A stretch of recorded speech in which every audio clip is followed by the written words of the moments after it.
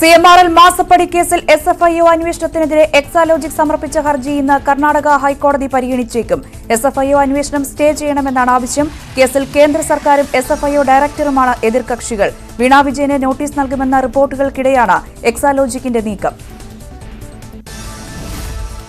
കേരളത്തിൽ ചാവേർ ആക്രമണം നടത്താൻ പദ്ധതിയിട്ട കേസിൽ കൊച്ചി NIA കോടതി ഇന്ന് ശിക്ഷാവിധി പറയും. പാലക്കാട് സ്വദേശി റിയാസ് അബൂബക്കർ കുറ്റക്കാരനാണ് എന്ന് കോടതി കണ്ടെത്തിയിരുന്നു.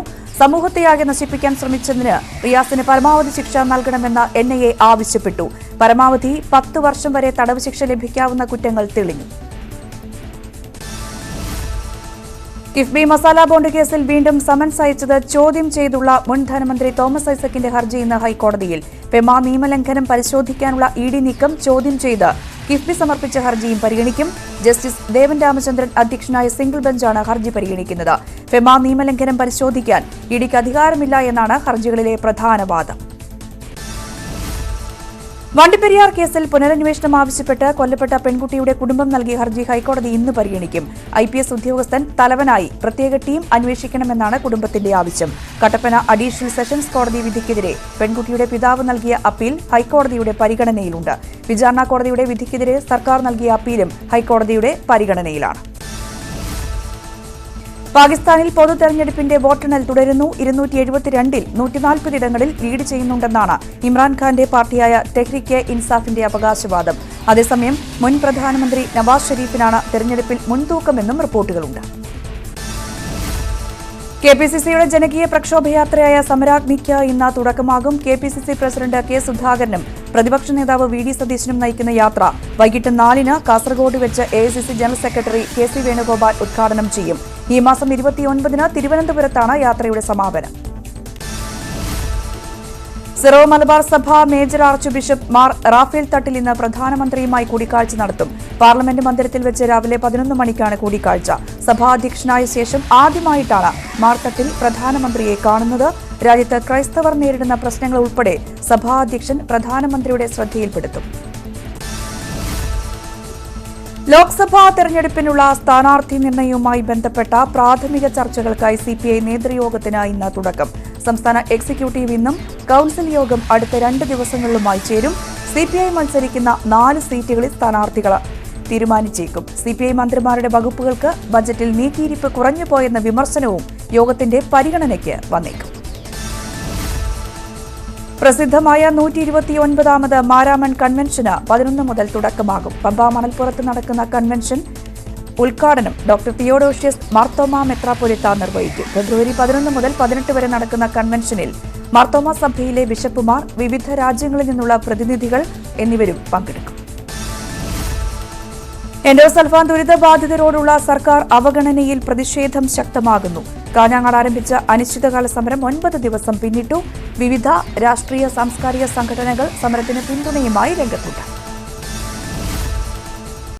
ഗുഡ് മോർണിംഗ് എല്ലാ പ്രേക്ഷകർക്കും ഒരിക്കൽ കൂടി സ്വാഗതം മോർണിംഗ് വൈബ്സിലേക്ക്. മോർണിംഗ് വൈബ്സ് ഇന്ന് എത്തി നിൽക്കുന്നത് കൊച്ചിയിലാണ്. കൊച്ചിയിലെ ഫോർട്ട് കൊച്ചിയിൽ വളരെ പൈതൃകം പേറുന്ന ഒരു ടൗൺ, അതിലെ ഏറ്റവും മനോഹരമായിട്ടുള്ള ബീച്ചിന്റെ മുന്നിൽ തന്നെയാണ് ഞാനുള്ളത്.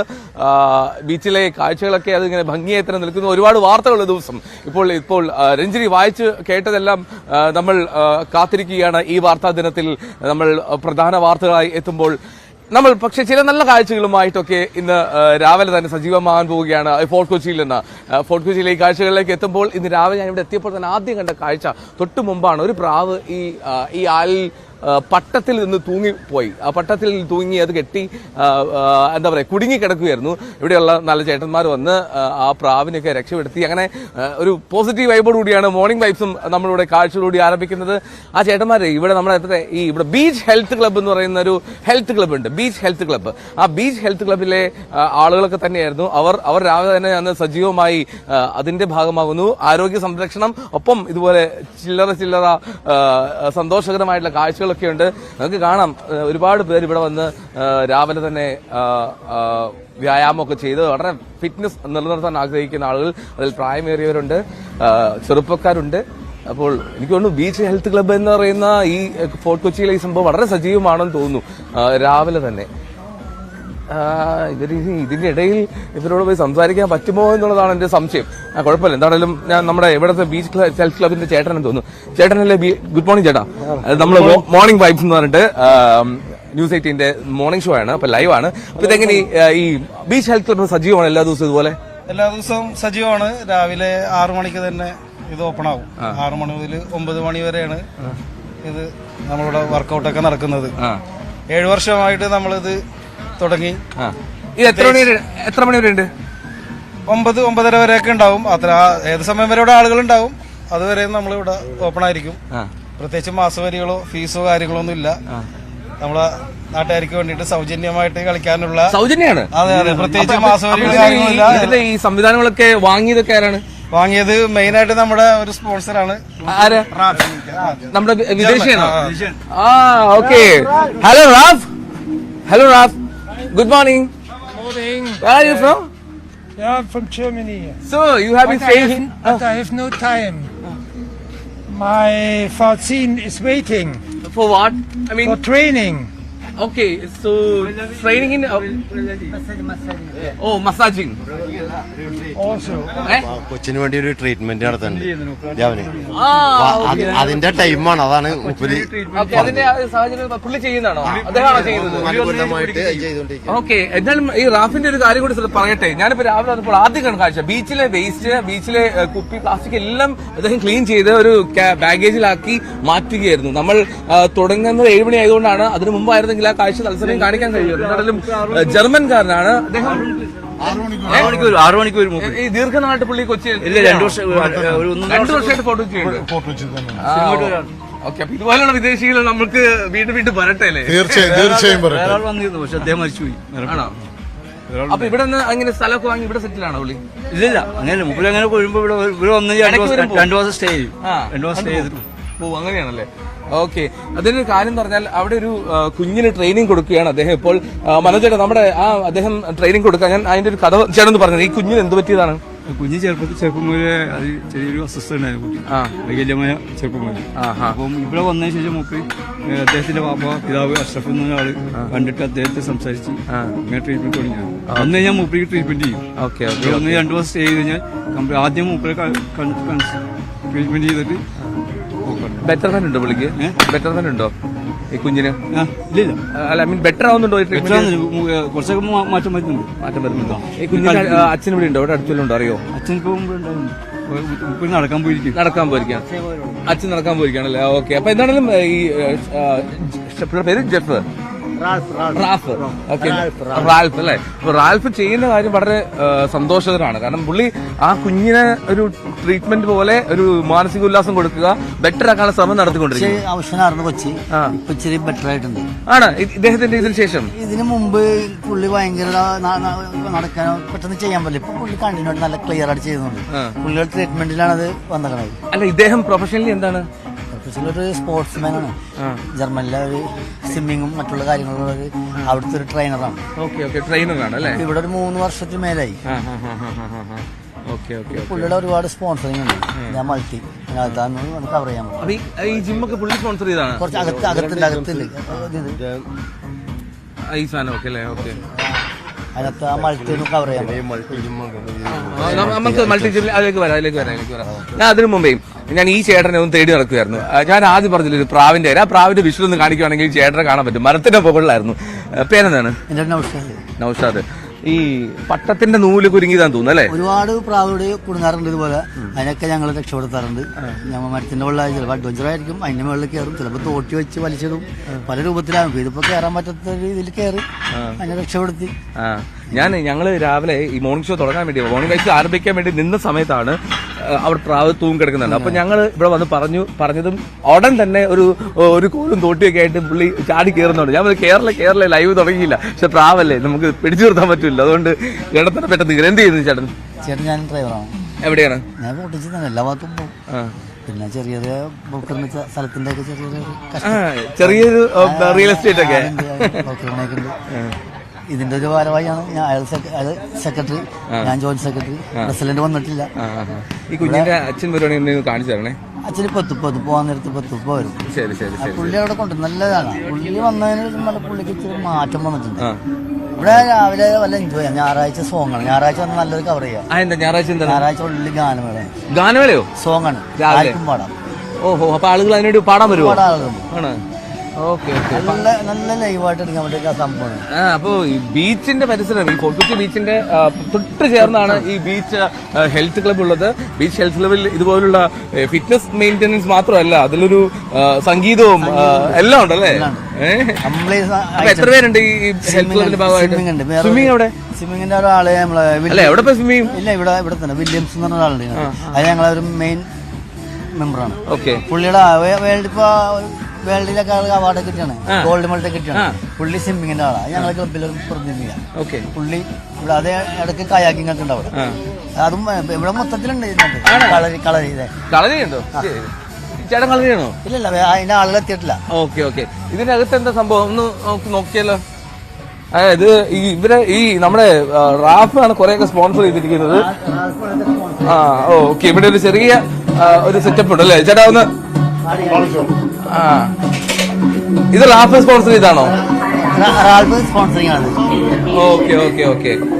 പാട്ടൊക്കെ ഉണ്ട്, കുഴപ്പമൊന്നുമില്ല. അപ്പോ ഇത് റാഫിന്റെ സ്പോൺസറിംഗിലാണ് ഇത് നടക്കുന്നത് അല്ലേ? അപ്പോ എന്തായാലും ഇതുപോലുള്ള ആൾക്കാരെ വിദേശികൾ വന്ന് പണ്ട് നമ്മൾ വിദേശികൾ ഓടിച്ചതാണ്. അവരെ ഞങ്ങൾ വിളിച്ചോണ്ടിരിക്കുകയാണ്, ഇങ്ങോട്ട് വാ എന്ന് വിളിച്ചോണ്ടിരിക്കും. ഈ ഫോർട്ട് കൊച്ചിക്കാർക്ക് വിദേശികൾ എങ്ങനെ ഹാപ്പിയാണോ? ഹാപ്പിയാണ്, ഒരു പ്രശ്നമില്ല അവർക്ക്. കളരി എല്ലാ ഐറ്റംസും ഇതിനകത്തുണ്ട്.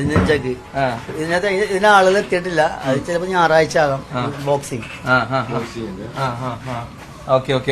എല്ലാം ഉണ്ട്. ഒന്നുമില്ലാത്തതില്ല. ഗായകന്മാരുണ്ട്. കുഴപ്പമില്ല. ഞായറാഴ്ച ഞായറാഴ്ചയാണ് സജീവ പാടുന്നതാണോ? പാട്ടുകാരനാണ്. ഒരുവിധം പാടും. അതായത് ഈ ബീച്ച് ഹെൽത്ത് ക്ലബിന്റെ ഭാഗമായിട്ട് ഞാൻ ആദ്യം പറഞ്ഞ പോലെ തന്നെ ഫിറ്റ്നസ് മെയിൻ്റെനൻസ് മാത്രമല്ല, പാട്ടുകാരുണ്ടെങ്കിൽ നമുക്ക് രാവിലെ ചെറിയൊരു പാട്ടൊക്കെ വാ മടിച്ചേക്കാര് വാ വിളിക്കങ്ങട്. രാവിലെ തോട്ടൊന്നും ശരിയല്ല. അത് കുഴപ്പമൊന്നുമില്ല. നമ്മളിപ്പോ എന്താണെങ്കിലും നമുക്ക് നടക്കാം. നമുക്ക് അവരുടെ അടുത്തേക്ക് പോവാം. ഈ ഞങ്ങളെ ബീച്ച് ഹെൽത്ത് ക്ലബിന്റെ ഭാഗമായിട്ട് അത്യാവശ്യം സംഗീതമൊക്കെ ഉണ്ടെന്ന് കേട്ടു. ഇതിൽ വേറെ ആരൊക്കെ പാട്ട് പാടുന്ന ആൾക്കാര്? പാട്ട് പാടുന്നുണ്ട്, എല്ലാരും പാടുന്ന ആളാണ്. എല്ലാരും പാട്ട് രാവിലെ തൊണ്ട ശരിയല്ലാത്തോണ്ടിട്ടേ ആ ഒരു ബുദ്ധിമുട്ടായിരിക്കും അവര് ഒഴിവ് പറഞ്ഞത്. ഇതൊക്കെ പാടണം കൂടുതലാണ്. ഇതും പാട്ട് പറഞ്ഞാണോ? എന്നാ അടുത്ത് നമുക്ക് ചെറിയൊരു സംഗീതം രാവിലെ ഞായറാഴ്ച കവിതയും പാട്ടൊക്കെ നമുക്ക് സെറ്റാക്കാം. ഒരു പ്രശ്നമില്ല. ഞായറാഴ്ച നിങ്ങൾ വരികയാണെങ്കിൽ കുറച്ചുകൂടി കളർഫുൾ ആവും. ഞായറാഴ്ച പറയണായിരുന്നു അല്ലേ? ഇന്ന് വെള്ളിയാഴ്ച നമുക്ക് ഞായറാഴ്ച ആക്കാം. ഇന്ന് ഞായറാഴ്ച വരാം. നമുക്ക് തൽക്കാലം ഇപ്പൊ ലൈവ് പോവാണ്. നമുക്ക് നമ്മുടെ പ്രേക്ഷകർക്ക് വേണ്ടി കുഞ്ഞു പാട്ട്. പേരെന്തായിരുന്നു? എന്റെ ഹാരിസ് ചേട്ടന്റെ പാട്ട് എങ്ങനെയുണ്ട് നോക്കട്ടെ. ഇപ്പൊ തന്നെ പാടണം. ഉറപ്പായിട്ടും തരും. ചാൻസ് എല്ലാവർക്കും കിട്ടും. ഏത് പാട്ട് പാടുന്നുള്ള ഇഷ്ടമുള്ള ഏറ്റവും ഫേവറേറ്റ് ഞാൻ പാടിയിട്ട് ഏറ്റവും ഗംഭീരം തോന്നിയ പാട്ട് അത് ഒട്ടും ശരിയാണല്ലോ. ഒന്നും ഞാൻ പാടാനല്ല, അദ്ദേഹത്തിന് ബുദ്ധിമുട്ടാണ്. ഞാൻ ഒരു രണ്ടുപേരും ഇവിടെ പാട്ടിന് വേണ്ടി അടിയാണ്. പാട്ട് ഞാൻ പാടാം. ഓക്കെ. अपनी आँखों में बसाकर कोई इकरार करूं, अपनी आँखों में बसाकर कोई इकरार करूं, जी में आता है कि जी भर के तुझे प्यार करो. Okay, thank you. അടിപൊളി. കൊള്ളാം. ഈ രാവിലെ ശബ്ദം ശരിയായിട്ടാന്നൊക്കെ പറഞ്ഞ നമ്പറാണ്, കുഴപ്പമൊന്നുമില്ല. സെറ്റായി വരുന്നുണ്ട് കേട്ടോ. Okay, thank you. ഇതേ കവിത പറഞ്ഞു. എന്താ ചെയ്യുന്ന ആൾ? ബേസിക്കലി ഞാൻ KCB-ലായിരുന്നു, റിട്ടയർഡ് ആയി 2 കൊല്ലമായിട്ട്. റിട്ടയർ ആയെന്ന് കണ്ടാ പറയില്ലല്ലോ. അതെല്ലാരും അങ്ങനെ പറയണത്. ചെറുപ്പക്കാരൻ വളരെ ചെറുപ്പക്കാരൻ മഴയത്ത് ഇറങ്ങാറില്ല പൊതുവെ. ആണോ? അതെന്താ കാര്യം തന്നെയാവും. റിട്ടയർഡ് ആയപ്പോ നമ്മള് പുകഴ്ത്തി പറയൂല. എന്നാ 31 റിട്ടയർഡ് എന്നൊന്നും എല്ലാരും നോണ പറയൂല. ഈ സാറ് ഭയങ്കരമായിരുന്നു, ഇന്നലെ അങ്ങോട്ട് ചെല്ലേണ്ട ആവശ്യമുള്ള എല്ലാ പണിയും ചെയ്തു തരും എന്നൊക്കെ പറയൂലേ. അന്ന് എല്ലാവരും സത്യം പറഞ്ഞത് ഇത്ര ചെറുപ്പത്തില് റിട്ടയർഡായ ആരും ഞങ്ങൾ കണ്ടിട്ടില്ല എന്നുള്ളതാണ് പറഞ്ഞത്. അത് തന്നെ ചേട്ടൻ തന്നെ പറഞ്ഞു. അന്ന് പറയുന്ന മുഴുവൻ കള്ളാണ്. അല്ല, അത് ഇത് മാത്രമേ നേരുള്ളൂ. നിങ്ങളും അറിയാണ്ട് പറഞ്ഞില്ലേ? പറഞ്ഞു. അപ്പൊ എന്തായാലും ഇനി മറ്റേ ചേട്ടന്റെ പേര്? എന്റെ പേര് ഇക്ബാലായിട്ട് ഒരു കവിത ചൊല്ലണം എന്ന് പറഞ്ഞു. കുഴപ്പമില്ല, രാവിലെ നല്ലൊരു കവിത ഞങ്ങൾ ആസ്വദിക്കാം. കുന്നത്തൊരു കാവുണ്ട്, കാവിനടുത്തൊരു മരമുണ്ട്, മരത്തിൽ നിറയെ പൂവുണ്ട്, പൂ പറിക്കാൻ പോരുന്നു പൂങ്കുയിലേ പെണ്ണാള് പൂങ്കുയിലേ പെണ്ണാള് കുന്നത്തൊരു കാവുണ്ട് കാവിനടുത്തൊരു മരമുണ്ട് മരത്തിൽ നിറയെ പൂവുണ്ട് പൂ പറിക്കാൻ പോരുന്നു പൂങ്കുയിലേ പെണ്ണാള് പൂങ്കുയിലേ പെണ്ണാള് പൂങ്കുയിലേ പെണ്ണാള്. ഇത് ആരെഴുതി കവിതയെന്ന് പറയാ? ഞാൻ പ്രതീക്ഷിക്കുന്നത് വള്ളത്തോളിന്റെ കുമാരനാശാന്റെ ഒക്കെ ഒരു കവിതയാണ്. എങ്ങനെയുണ്ട് അടിപൊളി. എനിക്കതുകൊണ്ട് വേണം. ഇനി ഓർമ്മ കിട്ടുമോ? വള്ളത്തോൾ കുമാരനാശാൻ ശിഷ്യനാണ്. ആണോ? ശിഷ്യനാണ്. അവര് ഇദ്ദേഹത്തിന്റെ ശിഷ്യനാണ് അല്ലേ? അങ്ങനെയല്ലേ? വേറെ എന്നെ കൊണ്ടാവുന്നത് ഞാൻ ചെയ്തു. ഉറപ്പായിട്ടും നന്നായിരുന്നു, ഗംഭീരായിരുന്നു. അത് മതി. ഈ ബേസിക്കലി നമ്മളൊരു പോസിറ്റീവ് വൈബ് തേടി ഇറങ്ങുന്നത്. തീർച്ചയായും ചേട്ടൻ ആ പോസിറ്റിവിറ്റി നമുക്ക് രാവിലെ തന്നു. തീർച്ചയായും എനിക്ക് അത്രയും സന്തോഷം മതി. അത് മതി. പേര് പേരെന്റെ പേര് ഇക്ബാൽ. ഇക്ബാൽ എന്താ ചെയ്യുന്ന പറഞ്ഞാൽ ഞാന് മീൻ കച്ചവടമാണ്. പിന്നെ അതുകൂടാണ്ട് ഇക്ബാലിന്റെ സമയത്ത് ഫ്രഷ് മീൻ കിട്ടുമോ? തീർച്ചയായും കിട്ടും. തീർച്ചയായും ഐസിടാത്ത ഫ്രഷ് കൊണ്ടുവന്ന് തരുന്നതായിരിക്കും. ഉറപ്പാണ്. ഉറപ്പ്. അപ്പൊ പാട്ട് പാടിച്ചോണ്ട് എനിക്ക് 1.5 കിലോ വീട്ടിലേക്ക്. അപ്പൊ ഒരു പാട്ട് കൂടി ഉണ്ടാവോ? ഇനി പാടിയാ എന്നെ ആളുകൾ അടിച്ചോണ്ടി. തോന്നില്ല, എല്ലാരും കൈകൊട്ടിയാണല്ലേ? നന്നായിട്ട് പാടുന്നുണ്ട്. പിന്നെ ഞാൻ പാടില്ല, എല്ലാവർക്കും അറിയാലോ. പാടിയാ ഇവിടെ ഇടിയുള്ളൂ. ഞാൻ പാടും. എനിക്കൊരു ബീച്ച് ഹെൽത്ത് ക്ലബിന്റെ ഭാഗമായിട്ട് കുറെ പാട്ടുണ്ട്. ഒന്ന് വിളിച്ച് പറഞ്ഞു പാട്ടുകാർ ഒരുപാടുണ്ട്. അപ്പൊ സെക്രട്ടറി ഒരു മിനിറ്റ്. അപ്പൊ ഈ ഞായറാഴ്ച ദിവസങ്ങളിൽ സംഗീതാത്മകമാണ്, ബാക്കിയുള്ള ദിവസങ്ങൾ ഇതുപോലെ വ്യായാമ മുറകളൊക്കെ ആയിട്ട് എല്ലാവരും സജീവം അല്ലേ? അതെ. ഞായറാഴ്ച ഇവിടെ കരോക്കെ ഉണ്ട്. അന്നേരം എക്സസൈസ് ഒന്നുമില്ലേ? എല്ലാം രണ്ടും കൂടി നടക്കും. വർക്കൗട്ട് ഇല്ല. അപ്പൊ ഞായറാഴ്ച പ്രത്യേകിച്ച് ഒരുപാട് ആളുകൾ ഇവിടെ ബീച്ചിൽ വരും. അപ്പൊ അവർക്ക് വേണ്ടിയിട്ട് നമ്മളൊരു പാട്ട്. വൈകുന്നേരം ഉണ്ടോ? ഈ വൈകുന്നേരം ഇല്ല, രാവിലെ മാത്രമേ ഉള്ളൂ. വൈകുന്നേരം ഫുൾ റഷ് ആയിരിക്കും അല്ലേ? Car parking. അതെ. ഇവിടെ പാർക്കിംഗ്. അപ്പൊ രാവിലെ ഒരു 9:30 ആണല്ലേ? മറ്റൊരു ഇവിടുത്തെ ഞായറാഴ്ചത്തെ പ്രഭാതം ആസ്വദിക്കണമെന്നാണ് ഇവർ പറഞ്ഞത്. അപ്പൊ ഞായറാഴ്ചത്തെ മറ്റൊരു പ്രധാനപ്പെട്ട ഗായകനാണെന്നാണ് പറയുന്നത്. ബീച്ചിലത്തെ പേരെന്താണ് ചേട്ടാ? ഇക്ബാൽമാരൊക്കെ പാട്ടുകാരാണോ? ഞാന് ഇവിടെ നടക്കാൻ വരും, ഞായറാഴ്ചകളൊക്കെ വരുമ്പോഴത്തേക്ക് ഇവിടെ വരുമ്പോ ഇവിടെ ഇങ്ങനെ പാട്ട് പാടിക്കൊണ്ടിരിക്കുന്നുണ്ട് എല്ലാവരും ഇവിടുത്തെ ഇവര്. അപ്പൊ നമുക്കൊരു ചാൻസ് വരും, ബുക്കുണ്ട്, അതിൽ പേര് എഴുതി എടുക്കുക. എന്നിട്ട് അതില് ആ ചാൻസ് അനുസരിച്ചിട്ട് എല്ലാവർക്കും പാടാനുള്ള അവസരം. ക്യൂ ഒക്കെ ഉണ്ടോ പാട്ട് പാടാൻ? ക്യൂ എന്ന് പറഞ്ഞാല് എല്ലാരും വരുമ്പോ ഒന്നിച്ചു വരുമല്ലോ. 15 പേരുണ്ടാവും. അപ്പൊ നമ്മളൊരു ബുക്കുണ്ട്, അതിന് പേര് എഴുതുക. അപ്പൊ എന്റെ പേര് ഇക്ബാൽ എന്ന് എഴുതി കഴിഞ്ഞാല് എന്റെ ആ ചാൻസ് വരുമ്പോഴത്തേക്കും എനിക്ക് പാടാൻ പറ്റും. അതിന്റെ പുറകെ ആൾക്കാർ എഴുതി കഴിയുമ്പോഴത്തേക്കും അവർക്കും പാടാൻ പറ്റും. ആണല്ലേ? ഇന്ന് ബുക്കൊന്നും വേണ്ട, ഞാൻ ആദ്യം തന്നെ പാടാം. അതല്ല, ആദ്യം ആ ഇക്ബാലേട്ടൻ കൊണ്ടുപോയി, സെക്കൻഡ് ഇക്ബാൽ. ഒരു പാട്ട് പാടാവോ ഞങ്ങൾക്ക് വേണ്ടി? പാട്ട് 4 വരി അല്ലേ? 4, 8, 10, 12 കുഴപ്പമില്ല. किसी की मुस्कुराहटों पे वो निसार, किसी को दर्द मिल सके तो ले उधार, किसी की वास्ते हो तेरे दिल में प्यार, जीना इसी का नाम है. किसी को मुस्कुराहटों पे वो निसार, किसी को दर्द मिल सके तो ले उधार, किसी की वास्ते हो तेरे दिल में प्यार, जीना इसी का नाम है. ഇത് രാജ് കപൂറിന്റെ ഒരു കേട്ടിട്ടുണ്ട്. ഒരുപാട് വലിയ ഹിറ്റുള്ള പാട്ടല്ലേ? അതൊരു പക്ഷേ ഒരു തലമുറേന്റെ ഭയങ്കര ആസ്വാദനമുള്ള പാട്ടായിരുന്നല്ലേ? പഴയ പാട്ടാണ്. ഇത് പോരാ, ഇത് കേട്ടപ്പോ വീണ്ടും ഞാനിങ്ങനെ മറ്റു കാഴ്ചയിലേക്ക് ബീച്ച് വഴി നടന്ന് ബാക്കി വഴി അങ്ങനെ കറങ്ങണം എന്ന് വിചാരിച്ച എനിക്ക് മിക്കവാറും ബീച്ച് ഇവിടെ തന്നെ നിൽക്കും തോന്നുന്നു. ഞാൻ മുകേഷിന്റെയും പാട്ടുണ്ട്. അത് ഏതാ? ഇദ്ദേഹം നമ്മുടെ വെസ്റ്റ് കൊച്ചി സിംഗേഴ്സ് ഗ്രൂപ്പിന്റെ അഡ്മിൻ കൂടി, ട്രഷറും കൂടിയാണ്. ആണോ? ഓക്കെ. ഒരു സംഗീത സംഘത്തിന്റെ പ്രധാനിയാണല്ലേ? അപ്പൊ ഒരു മുകേഷിന്റെ ഒരു പാട്ട് പാടാം. ഇതാണ് പാട്ട് തുടങ്ങുന്നതിന് മുമ്പ് 4 വരിയിൽ എത്ര വന്നില്ല, കുറച്ചുകൂടി പോവാം. जीना यहाँ मरना यहाँ, इसके सिवा जाना कहाँ. जीना यहाँ मरना यहाँ, इसके सिवा जाना कहाँ.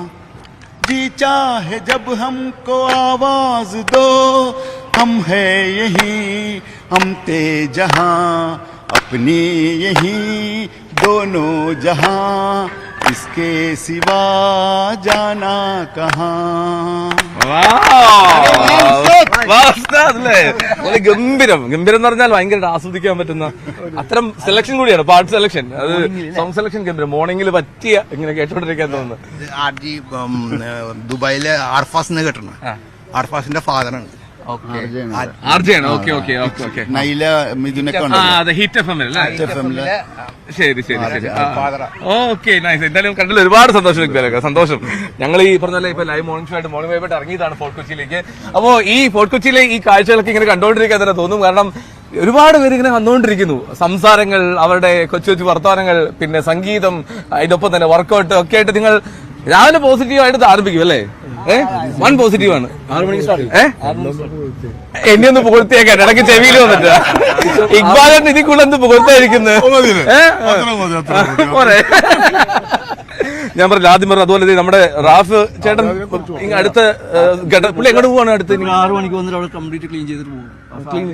അദ്ദേഹത്തിന്റെ കയ്യിലിരിക്കുന്ന ഗാർബേജ് ആണ്. ഞാൻ അദ്ദേഹത്തിന് പിടിക്കാൻ പറ്റുമോ നോക്കട്ടെ. പുള്ളി തിരക്കിലാണെന്ന് പറഞ്ഞു. Raf, are you free now? Just a few minutes. Good morning, Fort Kochi. Good morning, Kerala. Kerala, yeah. Okay. റാഫിനെ എനിക്ക് ഇങ്ങനെ നോക്കണം, അതിന്റെ ഒരു പ്രശ്നമുണ്ട്. കുഴപ്പമില്ല. അതെ. So Raf, how long you have been here in Kerala? About 2 months. So can you just walk to over there? Yeah, a few steps. Yeah. Okay. So why you are basing in Fort Kochi? Yeah, I'm here in Germany. It's so cold, and here's a very nice weather for me, and I relax it on this weather. It's very amazing. My friends from the Beach Hills Club, yeah, and I like Fort Kochi. It's so nice architecture when you see. It's amazing. So what's your profession there in Germany? I quit my job. I was a sports teacher and working as a lifeguard. Okay, In lifeguard and Germany, sports teacher. Yes.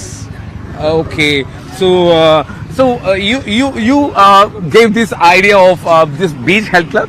Yes, I like it. I like it so much. Yeah. I'm here for my first time, for my first night. I have We are hero. Oh, they're saying you're the hero. I have so much pain here. Cannot sleep for my first night in Kerala, and I think I'm going on the beach and go walking away, and then I see what happens here. Yeah, and I like it. Okay. So today morning when I came here, I saw you people were cleaning all the waste from the Yes. beach front. So Yes. you're doing this daily? Yes. Okay. Daily a little bit. Yes. So what can we do? What do you think about this beach, and how can we improve this? I think also the Indian people must do it looking for more waste, not wasting on the beach, not wasting here. Yeah.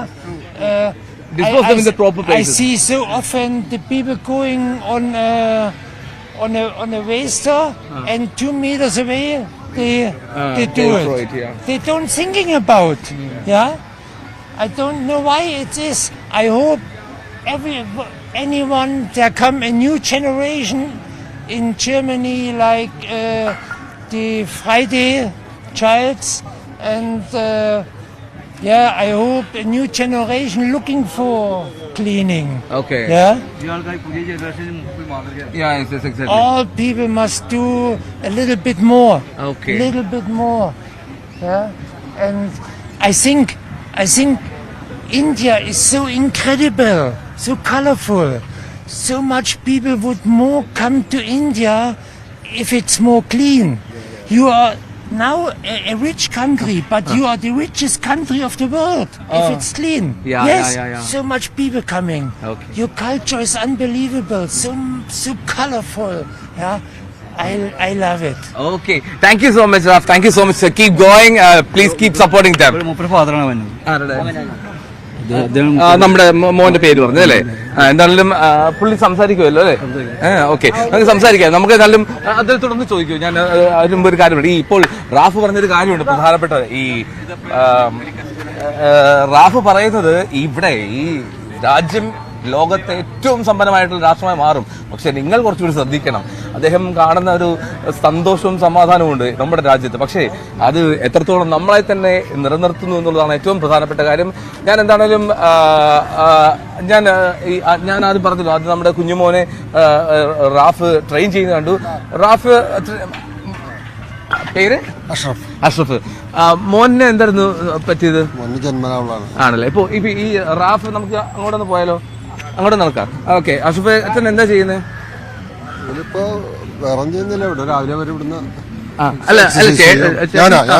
Business ആണല്ലേ. അപ്പൊ ഈ Raf ഇത് ചെയ്തു തുടങ്ങിയ ശേഷം വ്യത്യാസമുണ്ടോ? കാര്യം വലിയ കാര്യം മാറ്റമുണ്ട്. അത് എത്ര നാളായപ്പോ ചെയ്യുന്നു? 3 കൊല്ലം കഴിഞ്ഞു. 3 കൊല്ലം കഴിഞ്ഞു അല്ലേ. Okay okay. നമുക്ക് ഇങ്ങോട്ട് തന്നെ. അപ്പോ ഇവന് സംസാരമൊക്കെ സംസാരം കുറെ ബെറ്ററായി. സംസാരിക്കാനും പിന്നെ ഇങ്ങനെ വെള്ളം വരെയൊക്കെ വരുമായിരുന്നു. അതൊക്കെ മാറി നടക്കാനൊക്കെ ഇതായി. സ്വന്തം കാര്യങ്ങളൊക്കെ സ്വന്തം ചെയ്യും. ഓട്ടിസ്റ്റിക് ആണ്. ഓട്ടിസ്റ്റിക് ആണ്. ഓക്കെ. അപ്പം ഇവന് ഇഷ്ടമാണോ രാവിലെ വരുന്നതൊക്കെ? ഇഷ്ടമാണോ? അവനാണ് ഇൻട്രസ്റ്റ് എടുക്കണം. ആണോ? റാഫിന്റെ അടുത്ത് ഇങ്ങനെ ട്രെയിൻ ചെയ്യാൻ ഇഷ്ടമാണ്. പുള്ളി ഉള്ളപ്പോഴും ഇല്ലാത്തപ്പോഴും വരും. പുള്ളി ഉള്ളപ്പോൾ പ്രത്യേകിച്ച് ഇഷ്ടമാണ്. ഞാനിപ്പോ പുള്ളി അവനോട് ചോദിച്ചാൽ അവൻ സംസാരിക്കുമോ? സംസാരിക്കുമോ? ഒന്ന് വന്നേ. വാപ്പോ വന്നിട്ട് സംസാരിക്കൂ. ഈ റാഫിന്റെ മറ്റൊരു സന്തോഷമുള്ള കാര്യമാണ്. Your friend? എനിക്ക് ദൈവം വിട്ട ഡോക്ടറാണ്. ദൈവം വിട്ട ഡോക്ടറാണ്. ദൈവം വിട്ട ഡോക്ടറാണ്. You know Malayalam? You can understand? No. He's saying you are the doctor sent by the God himself. വേറെ ആരും എന്നെ ഇങ്ങനെ ചെയ്തിട്ടില്ല. വേറെ ആരും നല്ല ടീമിന്റെ ചെയ്യുന്നുണ്ട്. Thank you. എന്തായാലും അവരുടെ ട്രീറ്റ്മെന്റ്, അവരുടെ ട്രെയിനിങ് നടക്കട്ടെ. നമ്മൾ അതിൽ തടസ്സപ്പെടുത്തേണ്ട. അത് മോൻ നല്ല ഹാപ്പിയാണ്. അവന് ഇഷ്ടമാണ്. അല്ല, ചിരിച്ചിട്ടാണ് അവൻ സംസാരിക്കുന്നത്. 3 കൊല്ലമായിട്ട് ഈ ട്രെയിനിങ് തുടരുന്നുണ്ടല്ലേ? 2 മാസം ഉണ്ടാവും. ഓക്കെ. അപ്പൊ ഇദ്ദേഹം 2 മാസം പോകും, എന്നിട്ട് തിരിച്ചു വരും. ഓക്കെ. അപ്പൊ ആ സമയത്ത് വീണ്ടും തുടരും. ഓക്കെ. പുള്ളിയായിട്ട് എപ്പോഴും മെസ്സേജ് ഒക്കെ പാസ് ചെയ്യും ഡെയിലി. അപ്പൊ ഫോണിൽ ടെക്സ്റ്റ് ഒക്കെ ചെയ്തോളൂ. പിന്നെ അവനോട് പറയാനുണ്ട് ഡെയിലി ട്രീറ്റ്മെന്റ് ചെയ്യാൻ, വീട്ടിൽ നിന്നിട്ടും ഇവിടെ വന്നിട്ടും. പിന്നെ കുറെ ദിവസമൊക്കെ വരും, കുറെ ദിവസം മടി ഉണ്ടാവും. എല്ലാ വർഷവും വരും. വന്നു കഴിഞ്ഞാൽ ഇവിടെ ബീച്ചൊക്കെ ക്ലീൻ ചെയ്ത് വന്നു കഴിഞ്ഞാൽ രാവിലെ തന്നെ പുള്ളിക്ക് കുറച്ച് സാധനങ്ങളൊക്കെ ഉണ്ട്. അതൊക്കെ ആയിട്ട് നേരെ ബീച്ചിലേക്ക് ഇറങ്ങും. ബീച്ചിലേക്ക് ഇറങ്ങി ബീച്ച് ക്ലീൻ ഒക്കെ ചെയ്യും. പുള്ളി അത് ഒറ്റക്ക് തന്നെയാണ് ചെയ്യല്ലേ. നമ്മളത് തത്സമയം ലൈവ് പോയിക്കൊണ്ടിരിക്കുക. യൂട്യൂബിൽ കണ്ടോ ലൈവാ പോയിക്കൊണ്ടിരിക്കുന്നത്. Don't worry. അപ്പൊ എന്തായാലും ബീച്ച് ഹെൽത്ത് ക്ലബ് ടീമിനെ എല്ലാവർക്കും സന്തോഷം. ഞങ്ങളെന്നാ പയ്യെ അങ്ങോട്ട് നടന്നോട്ടെ. സെക്രട്ടറി ഒക്കെ പരിചയപ്പെട്ടു, എല്ലാരെയും പരിചയപ്പെട്ടു.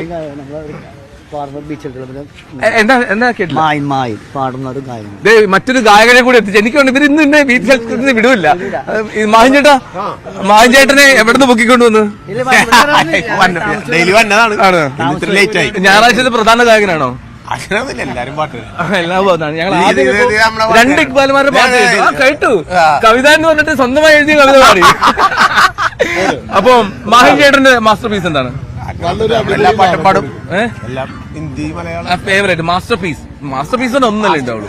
അങ്ങനെ മാസ്റ്റർ പീസ് എന്നൊന്നും പറയാൻ പറ്റില്ല. എല്ലാം നല്ല പാട്ടുകളാണ്. എന്നാ ഓക്കെ. എന്നാ ഇഷ്ടമുള്ളത് അത് ഇഷ്ടമുള്ളത് നല്ലൊരു രസം എല്ലാവർക്കും ആസ്വദിക്കാൻ പറ്റും.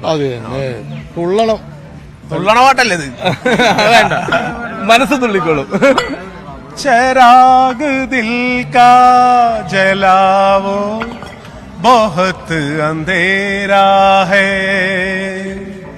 चिराग दिल का जलावो बहुत अंधेरा है, कहीं से लौट के आओ बहुत अंधेरा है, चिराग दिल का जलावो बहुत अंधेरा है.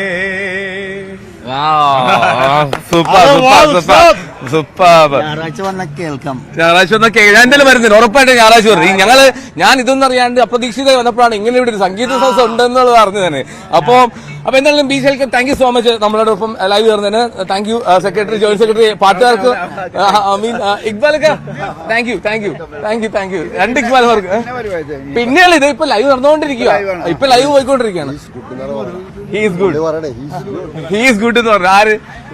ഞാൻ കുട്ടാന്നാണ്. ആരാ മോനാണ് പറഞ്ഞത്? സായിപ്പ് പറഞ്ഞോ? അയ്യോ, സായിപ്പിനോട് ജർമ്മൻ വിസ ചോദിച്ചു നോക്കട്ടെ. Okay, thank you so much. അപ്പോൾ നമ്മൾ എന്തായാലും ബീച്ച് ഹെൽത്ത് ക്ലബിൽ നിന്ന് പയ്യെ നമ്മളിനി ബീച്ചിലേക്ക് നടക്കുക കേട്ടോ. ബീച്ചില് അവിടെ നമുക്ക് കാണാം നിരവധിയായിട്ടുള്ള ആളുകൾ. ഒരു ചേട്ടൻ വലയൊക്കെ ആയിട്ട് ബീച്ചിലേക്ക് ഇറങ്ങുന്നുണ്ട് രാവിലെ തന്നെ. ഓക്കെ, നമ്മളെന്തായാലും ബീച്ചിലെ കാഴ്ചകളിലേക്കൊക്കെ എത്താൻ നമുക്ക് അതിനു മുമ്പ് ഒരു കുഞ്ഞ് ബ്രേക്കിലേക്ക് പോകണം. ഒരു ചെറിയ ഇടവേള എടുക്കുന്നു. വളരെ തിരിച്ചെത്താം. ഫോർട്ട് കൊച്ചിയിലെ കാഴ്ചകളാണ് നമുക്ക് കാണാം. അവിടെ വഞ്ചിയിൽ അവിടെ വല വലിക്കുന്നുണ്ട്. ഒരു ചേട്ടൻ ഇപ്പോൾ വെള്ളത്തിലേക്ക് വലയുമായിട്ടാണ് ഇറങ്ങി നടന്ന് പോയിക്കൊണ്ടിരിക്കുന്നത്. അപ്പോൾ ഇത്തരം കാഴ്ചകൾ അവിടെ ഒരുപാട് പേര് നടക്കാൻ ഇറങ്ങിയിട്ടുണ്ട്. ഇവരോടൊക്കെ കാഴ്ചകൾ ചോദിക്കണം. ഇനി വലിയ വലിയ കപ്പലുകളും കണ്ടെയ്നറും ഒക്കെ ഇതിക്കടെ ഇങ്ങനെ ചേർന്ന് പോകുന്നത് കാണാം. അപ്പോൾ ഈ കാഴ്ചകളിലേക്കൊക്കെ നമുക്ക് വളരെ വേഗത്തിൽ തിരിച്ചെത്താം. ഒരു ചെറിയ ഇടവേളയിലേക്ക് പോകുന്നു. മോർണിംഗ് മിക്സ് വേഗം തിരിച്ചെത്തും. ഇടവേള.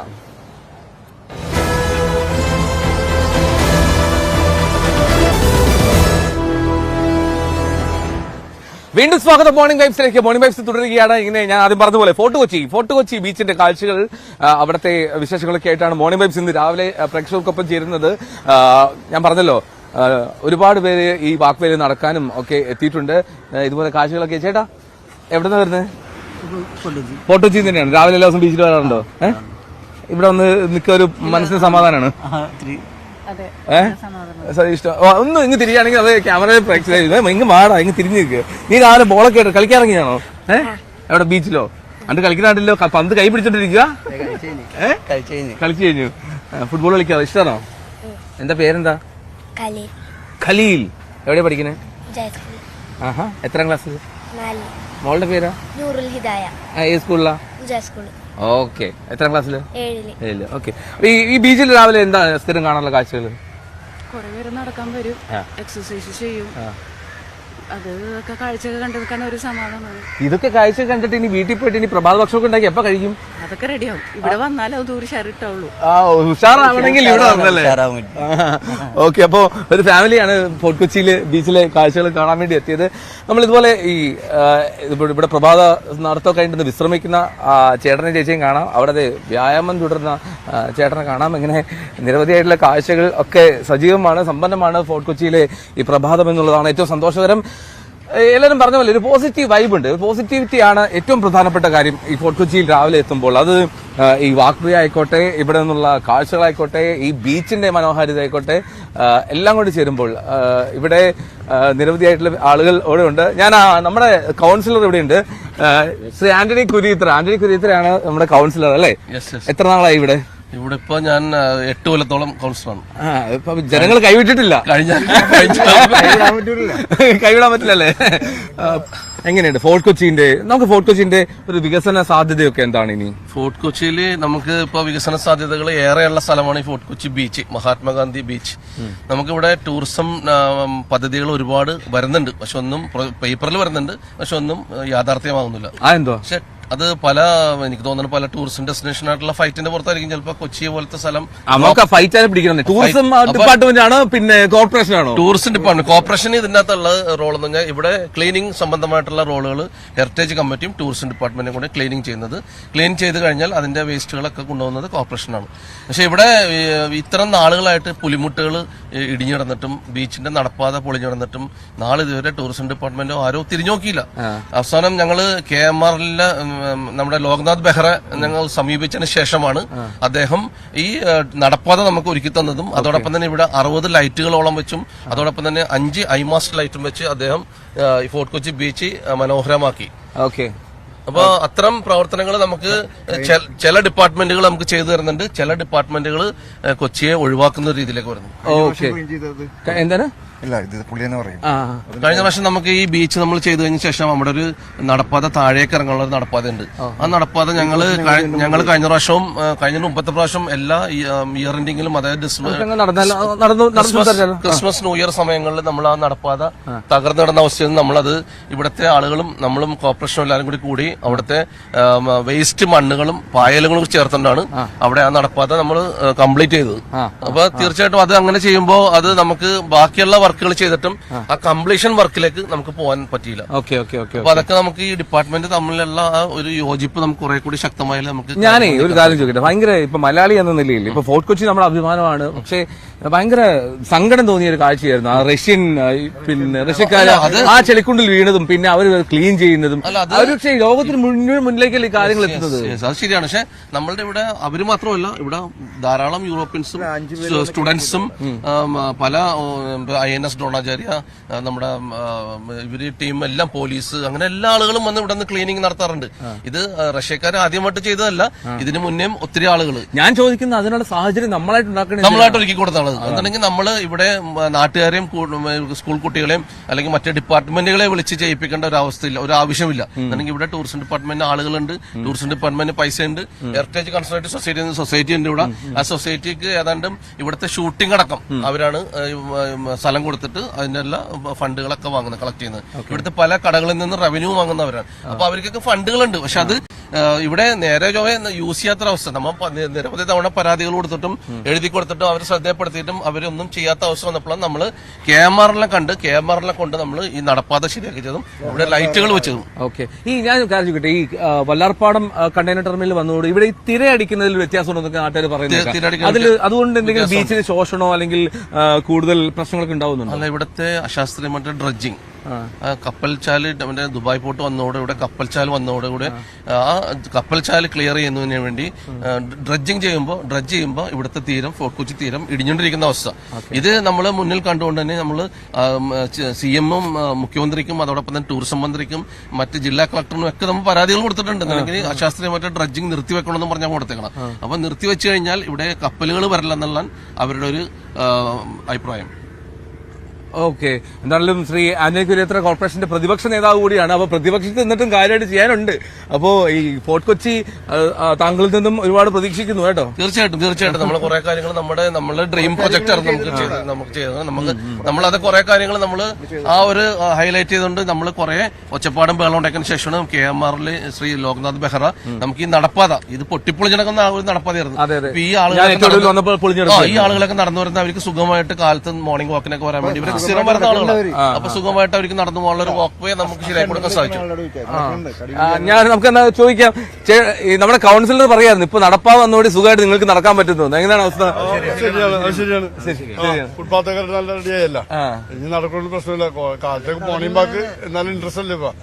നിങ്ങളൊക്കെ എല്ലാവരും ഇവിടെ അടുത്ത് തന്നെയുള്ളതാണോ? അടുത്തുള്ള. പേര്? എന്റെ പേര് ദിലീപ്. എന്റെ ജോൺ. നിങ്ങൾ 3 പേരും രാവിലത്തെ സഖ്യാണോ നടക്കാറുമ്പോ? എല്ലാ ദിവസവും ഉണ്ടോ? എല്ലാ ദിവസവും ഉണ്ട്, റെഗുലർ ആണല്ലേ. അപ്പൊ ഈ ഫോർട്ട് കൊച്ചിയിൽ നമ്മൾ എല്ലാ ദിവസവും കാണുന്നതാണല്ലോ, അതുകൊണ്ട് ചോദിക്കുക, നമുക്ക് ഈ ബീച്ചിലെ പ്രശ്നങ്ങളൊക്കെ മാറ്റി നിർത്തി കഴിഞ്ഞാൽ നമുക്ക് എന്തൊക്കെയാണ് ഇനി പുതിയത് കൊണ്ടുവരാൻ കഴിയുക? ഇവിടെ പുതിയൊരു വികസനം അല്ലെങ്കിൽ ടൂറിസത്തിന് കൂടുതൽ അട്രാക്ഷൻ, അതിൽ കൂടുതൽ ആളുകളിലേക്ക് എത്തിക്കാൻ എന്താ ചെയ്യാൻ പറ്റുക? ഇപ്പൊ നിങ്ങളുടെ സുഹൃത്തൊക്കെ ആയിരിക്കുമല്ലോ സ്വാഭാവിക കൗൺസിലർ. അപ്പൊ കൗൺസിലർക്ക് ഒരു നിർദ്ദേശം കൊടുക്കണം അല്ലെങ്കിൽ ഒരു സജഷൻ പറയണെങ്കിൽ എന്ത് പറയും? ഫുഡ് കോർട്ട് ഇല്ല, ചേർന്ന് പുറത്തൊക്കെ ഉണ്ട്, പുറത്ത് വശത്തൊക്കെയാണ്. പക്ഷെ ഇവിടെ വന്നിട്ടുള്ളവർക്ക് റെഗുലറായിട്ടുള്ള ഒരു ഫുഡ് കോർട്ട് പരിഗണിക്കാവുന്ന കാര്യമാണ് അല്ലേ. പിന്നെ ഈ വേസ്റ്റ് മാനേജ്മെന്റ് എന്ത് ചെയ്യും? അതാണ് ഏറ്റവും വലിയ പ്രശ്നങ്ങൾ അതാണ്. സീസൺ ആകുമ്പോഴേക്കും പായൽ വന്ന് കയറും, ക്ലീൻ ചെയ്യാൻ ആരുമില്ല, അത് കുറെ കാലം ഇങ്ങനെ കിടക്കും. പിന്നെ അത് അഴുകി പോകും, ചീഞ്ഞ് കിടക്കും അല്ലേ. പിന്നെ ഏറ്റവും കൂടുതലുള്ള സാധ്യത ഇവിടെ ഉള്ളത് നമുക്ക് വാട്ടർ സ്പോർട്സ് ആണ്. ഇവിടെ ഫോർട്ട് കൊച്ചിയിൽ ഈ പുലിമുട്ടുകൾ നീട്ടിക്കഴിഞ്ഞാൽ നമുക്ക് വാട്ടർ സ്പോർട്സിന് ഒരുപാട് സാധ്യതയുള്ള പ്രദേശമാണ് ഈ സൗത്ത് ബീച്ച്. അല്ലെങ്കിൽ ഇവിടെ ഈ പുലിമുട്ട് നീട്ടിക്കഴിഞ്ഞാൽ നമുക്ക് ബീച്ചിന്റെ കുറെ ഭാഗങ്ങൾ നമുക്ക് കിട്ടും, മണ്ണ് വന്ന് കയറും. അതോടൊപ്പം തന്നെ നമ്മുടെ ഡ്രഡ്ജിങ് ഒന്ന് പ്രോപ്പറായിട്ട്, ആ ഡ്രഡ്ജിങ് അശാസ്ത്രീയമാണ് ഇപ്പൊ ചെയ്യുന്നത്. അത് ശാസ്ത്രീയ രീതിയിൽ നല്ല രീതിയിൽ ചെയ്തു കഴിഞ്ഞാൽ നമുക്ക് ബീച്ച് റീക്ലെയിം ചെയ്യാൻ പറ്റും. അങ്ങനെ റീക്ലെയിം ചെയ്ത് കഴിഞ്ഞാൽ വാട്ടർ സ്പോർട്സിന് വളരെ സാധ്യതയുള്ള സ്ഥലമാണ്. ഇവിടെ ഒത്തിരി ഫോറിനേഴ്സ് ഇവിടെ വരാൻ സാധ്യതയുണ്ട്. പിന്നെ അതോടൊപ്പം തന്നെ നമ്മുടെ ചീനവലകളിൽ നമ്മൾ ക്യാച്ച് ആൻഡ് കുക്ക് എന്നൊരു കൺസെപ്റ്റ് ഉണ്ട്. അതായത് വരുന്ന ഫോറിനേഴ്സും അല്ലെങ്കിൽ വരുന്ന ആളുകളും മീൻ പിടിക്കുന്ന അപ്പൊ തന്നെ അവിടെ കുക്ക് ചെയ്ത് കൊടുക്കുന്നു. ആ ഒരു കൺസെപ്റ്റ് വന്നാൽ ഫോർട്ട് കൊച്ചിയിലേക്ക് ലക്ഷക്കണക്കിന് ആൾക്കാർ ഓടിയെത്തും. ഞാൻ കാര്യം ചോദിക്കട്ടെ, ഫോർട്ട് കൊച്ചിന്റെ ബീച്ചിന്റെ സ്ട്രെച്ച് വളരെ കുറവല്ലേ ഇപ്പൊ? ഇവിടെ ഒരു ചെറിയൊരു ഭാഗം പണ്ട് പക്ഷേ പാപ്പാഞ്ഞ കത്തിച്ച വലിയൊരു സ്ഥലം ഉണ്ടായിരുന്നു. അത് ഈ 3 പുലിമുട്ടുകൾ എക്സ്റ്റെൻഡ് ചെയ്ത് കഴിഞ്ഞാൽ തീർച്ചയായിട്ടും ആ ബീച്ച് നമുക്ക് റീക്ലെയിം ചെയ്യാൻ സാധിക്കും. ഓക്കെ, അതായത് ഈ ന്യൂ ഇയർ സമയത്ത് ഇപ്പോൾ വേളി ഗ്രൗണ്ടിലാണല്ലോ പാപ്പാനി കത്തിക്കല് അല്ലേ? Parade parade ground, sorry, parade ഗ്രൗണ്ടില്. ഈ പരേഡ് ഗ്രൗണ്ടിൽ പാപ്പാനി കത്തിക്കുന്നതിന് മുമ്പ് ഈ ബീച്ചിലായിരുന്നു പാപ്പാനി കത്തിലുണ്ടായിരുന്നത് അല്ലേ? അപ്പൊ അന്ന് ആ സംഭവം ഇല്ലാതായി. ഏതോ കടലെടുത്ത് പോയല്ലേ? അന്ന് ബീച്ച് ഉണ്ടായിരുന്നു, നല്ല ബീച്ചായിരുന്നു അന്ന്. അത് കടലെടുത്ത് പോയി. അപ്പൊ ആ ബീച്ചിനെ റീഗെയിൻ ചെയ്യാൻ പറ്റുമെന്നാണ് പറയുന്നത്. റീക്ലെയിം ചെയ്യാൻ പറ്റും, തീർച്ചയായിട്ടും. ആ ബീച്ച് ഈ 3 പുലിമുട്ടികൾ നമുക്ക് നീട്ടിക്കഴിഞ്ഞാൽ നമുക്ക് ആ ബീച്ച് റീക്ലെയിം ചെയ്യാൻ സാധിക്കും. ഇവിടെ കുറെ ബീച്ചിൽ കുറെ ഇവന്റ്സ് ഓട്ടോമാറ്റിക് ആയിട്ട് ആളുകൾ വന്ന് ഇവിടെ ജോയിൻ ചെയ്യാനുള്ള ഒരു സംവിധാനം ഉണ്ടാവും. ഓക്കെ, അപ്പൊ എന്നാലും ബീച്ച് റീഗെയിൻ ചെയ്യണം. ഇത്തരം കൂടുതൽ അഡ്വഞ്ചർ സ്പോർട്സ് ഐറ്റംസ് ഒക്കെ കൊണ്ടുവരികയാണെങ്കിൽ കൂടുതലും വിനോദസഞ്ചാര മേഖലയ്ക്ക് വലിയ ഉണർവാകും ഈ ഫോർട്ട് കൊച്ചി എന്നുള്ള കാര്യത്തിൽ സംശയമില്ല. കൗൺസിലർ ആന്റണി കുരീത്തിലാണ് ചെയ്തത്. Thank you so much joining. എന്താണെങ്കിലും ചേട്ടൻ പരിചയപ്പെട്ടില്ല. ഓക്കെ, അപ്പൊ നടക്കാൻ ഇറങ്ങാൻ രാവിലെ ഫ്രണ്ട് സർക്കിളാണ് എല്ലാവരും അല്ലേ? അപ്പൊ ഞാനേ വേറെ ഇതില് സംഗീതജ്ഞരാരെല്ലാം ഉണ്ട്, പാട്ടുകാര്? പ്രതിപക്ഷ നേതാവ് പാട്ടുകാരനാണോ? ഇപ്പൊ പാടാനുള്ള ഒരു ടെൻഷനിലാണെന്നുണ്ടെങ്കിൽ വേറെ ഒന്നുമില്ല. ഇന്ന് ബഡ്ജറ്റിന്റെ അവസാന ദിവസമാണ്. ബഡ്ജറ്റ് പാസ്സാക്കണമെങ്കിൽ ഞങ്ങൾ ആകെപ്പാടെ ഇന്നലെ മിഞ്ഞാന്നൊക്കെ കൗൺസിലിൽ ഇഷ്യൂസ് ആയിരുന്നു. ഇത് കാര്യം ചോദിച്ചു. ബഡ്ജറ്റ് ഈ കൗൺസിലർമാർക്കിടയിൽ ഈ ഉന്തും തള്ളൊക്കെ ഉണ്ടല്ലോ, വൻ സീനാണല്ലോ. ഇത് എങ്ങനെയാ ഇതൊക്കെ ഹാൻഡിൽ ചെയ്ത് പോകുന്നത്? ഇതൊക്കെ നമ്മൾ അതിന്റെ അകത്ത് എല്ലാരും കൂടി ഞങ്ങൾ UDF ആളുകൾ എല്ലാരും കൂടി വളരെ ശക്തമായിട്ട് തന്നെ ബഡ്ജറ്റിന്റെ കണക്കുകളുടെ വ്യത്യാസം, കുറെ ഊതിവീർപ്പിച്ച ബഡ്ജറ്റ് നമുക്ക് വേണ്ട. നമുക്ക് യാഥാർത്ഥ ബഡ്ജറ്റ് മതി. നമുക്ക് കാര്യങ്ങൾ പറഞ്ഞാൽ നടക്കണം. ഇല്ലെങ്കിൽ ജനങ്ങളുടെ അടുത്ത് പറയണം ഇത് ഇത്ര ഉള്ളു നമുക്ക് ചെയ്യാൻ പറ്റുന്നത്. നമുക്ക് ചെയ്യാൻ പറ്റുന്ന കാര്യങ്ങൾ ലൈവായിട്ട് ജനങ്ങളുടെ അടുത്ത് പറഞ്ഞാൽ നമുക്ക് പ്രശ്നമില്ല. അല്ലാണ്ട് നമ്മൾ കുറെ കാര്യങ്ങൾ ഊതി ഉറപ്പിച്ചിട്ട് അത് ചെയ്തു കൊടുക്കുക ഇത് ചെയ്ത് കൊടുക്കുന്നുണ്ട് ആ ടേം കഴിഞ്ഞ് ചെയ്തിട്ട് കാര്യമില്ല. എന്നാൽ മറ്റേ പാട്ട് പാടിയല്ലോ, നയാ പൈസ ഇല്ല കയ്യിൽ. അത് ഓൾറെഡി ഉണ്ടല്ലോ, അത് ഓൾറെഡി കൗൺസിലൊക്കെ പാടിക്കഴിഞ്ഞതാണല്ലേ. ഇവിടെ കാണാൻ പറ്റുമെന്ന് ചോദിച്ചത്. അപ്പൊ കോർപ്പറേഷനിൽ നയാ പൈസ ഇല്ല, കയ്യിൽ ഒരു നയാ പൈസ ഇല്ല, ബഡ്ജറ്റ് പൊട്ടി പൊളിഞ്ഞിടക്കണ അവസ്ഥ. അപ്പൊ ആ ഒരു രീതിയിലേക്കാണ് വന്നേക്കണം. അപ്പൊ അതുകൊണ്ടിട്ട് തീർച്ചയായിട്ടും നമുക്ക് വരും കാലങ്ങളിൽ കുറെ റവന്യൂസ് ജനറേറ്റ് ചെയ്ത് കഴിഞ്ഞാൽ തീർച്ചയായിട്ടും കോർപ്പറേഷനിൽ വീണ്ടും അല്ലെങ്കിൽ സ്റ്റേറ്റും നല്ല രീതിയിൽ പോകുന്നുള്ള ഒരു വിശ്വാസമുണ്ട്. ജനങ്ങളോടുള്ള ആ കമ്മിറ്റ്മെന്റ് പൊളിറ്റീഷ്യൻസിന് വേണം. എന്നാലേ നമുക്ക് അവർക്ക് നല്ലൊരു ഡ്രീംസ് ഫുൾഫിൽ ചെയ്ത് കൊടുക്കാൻ പറ്റുള്ളൂ. ശരി, ഫണ്ട് വേണമെന്നാണ് പറയണത്. ഫണ്ട് വരട്ടല്ലേ? ഓക്കെ, എന്തായാലും താങ്ക് യു സോ മച്ച്. അപ്പൊ എന്തായാലും രാഷ്ട്രീയ പ്രവർത്തനവും സാമൂഹ്യ പ്രവർത്തനവും തുടരട്ടെ ശക്തമായി. അപ്പൊ കാണാം. Thank U.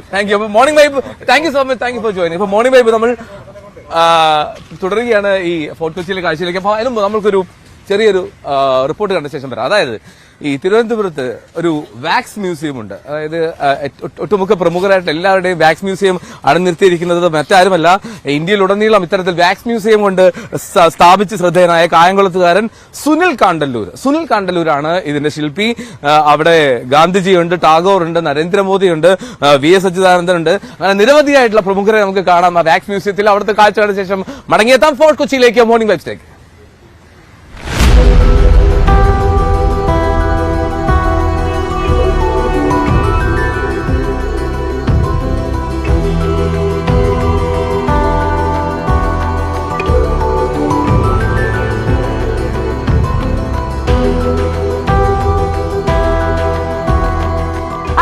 ഹലോ, ഇന്ന് ഞങ്ങൾ നിങ്ങൾക്ക് പരിചയപ്പെടുത്തുന്നത് ഒരു വാക്സ് മ്യൂസിയമാണ്. തിരുവനന്തപുരത്തുള്ള സുനിൽ വാക്സ് മ്യൂസിയം. ഇതുള്ളത് പത്മനാഭസ്വാമി ക്ഷേത്രത്തിന്റെ സൗത്ത് ഗേറ്റിന് അടുത്താണ്. ഈ സുനിൽ വാക്സ് മ്യൂസിയത്തിന് ഒരുപാട് പ്രത്യേകതകളുണ്ട്. സുനിൽ കണ്ടല്ലൂർ എന്ന് പറയുന്ന ഇന്ത്യയിലെ തന്നെ പ്രമുഖനായ ഒരു വാക്സ് പ്രതിമ നിർമ്മാതാക്കൾ ഒരാളാണ് അദ്ദേഹം. അദ്ദേഹത്തിന് കേരളത്തിലും പൂനെയിലും ഒക്കെ ഇത്തരത്തിലുള്ള ഒരു വാക്സ് മ്യൂസിയങ്ങളുണ്ട്. അതിൽ കേരളത്തിലുള്ളത് തിരുവനന്തപുരത്താണ്, നമ്മുടെ സ്വന്തം തിരുവനന്തപുരത്താണ്. ഇവിടെ ഏകദേശം 38ഓളം മെഴുക് പ്രതിമകൾ ഉണ്ട് എന്നാണ് മനസ്സിലാക്കുന്നത്. എന്തായാലും ഒരുപാട് വൈവിധ്യങ്ങളുള്ള, ഒരുപാട് ജീവൻ തുടിക്കുന്ന പ്രതിമകൾ നമുക്ക് ഇവിടെ കാണാൻ സാധിക്കുമെന്നാണ് മനസ്സിലാക്കുന്നത്. നമുക്ക് എന്തായാലും നേരെ പോയിട്ട് എന്തൊക്കെയാണ് ഇവിടുത്തെ ഏതൊക്കെ പ്രതിമകളാണുള്ളത് എന്നുള്ള പ്രത്യേകത നോക്കാം.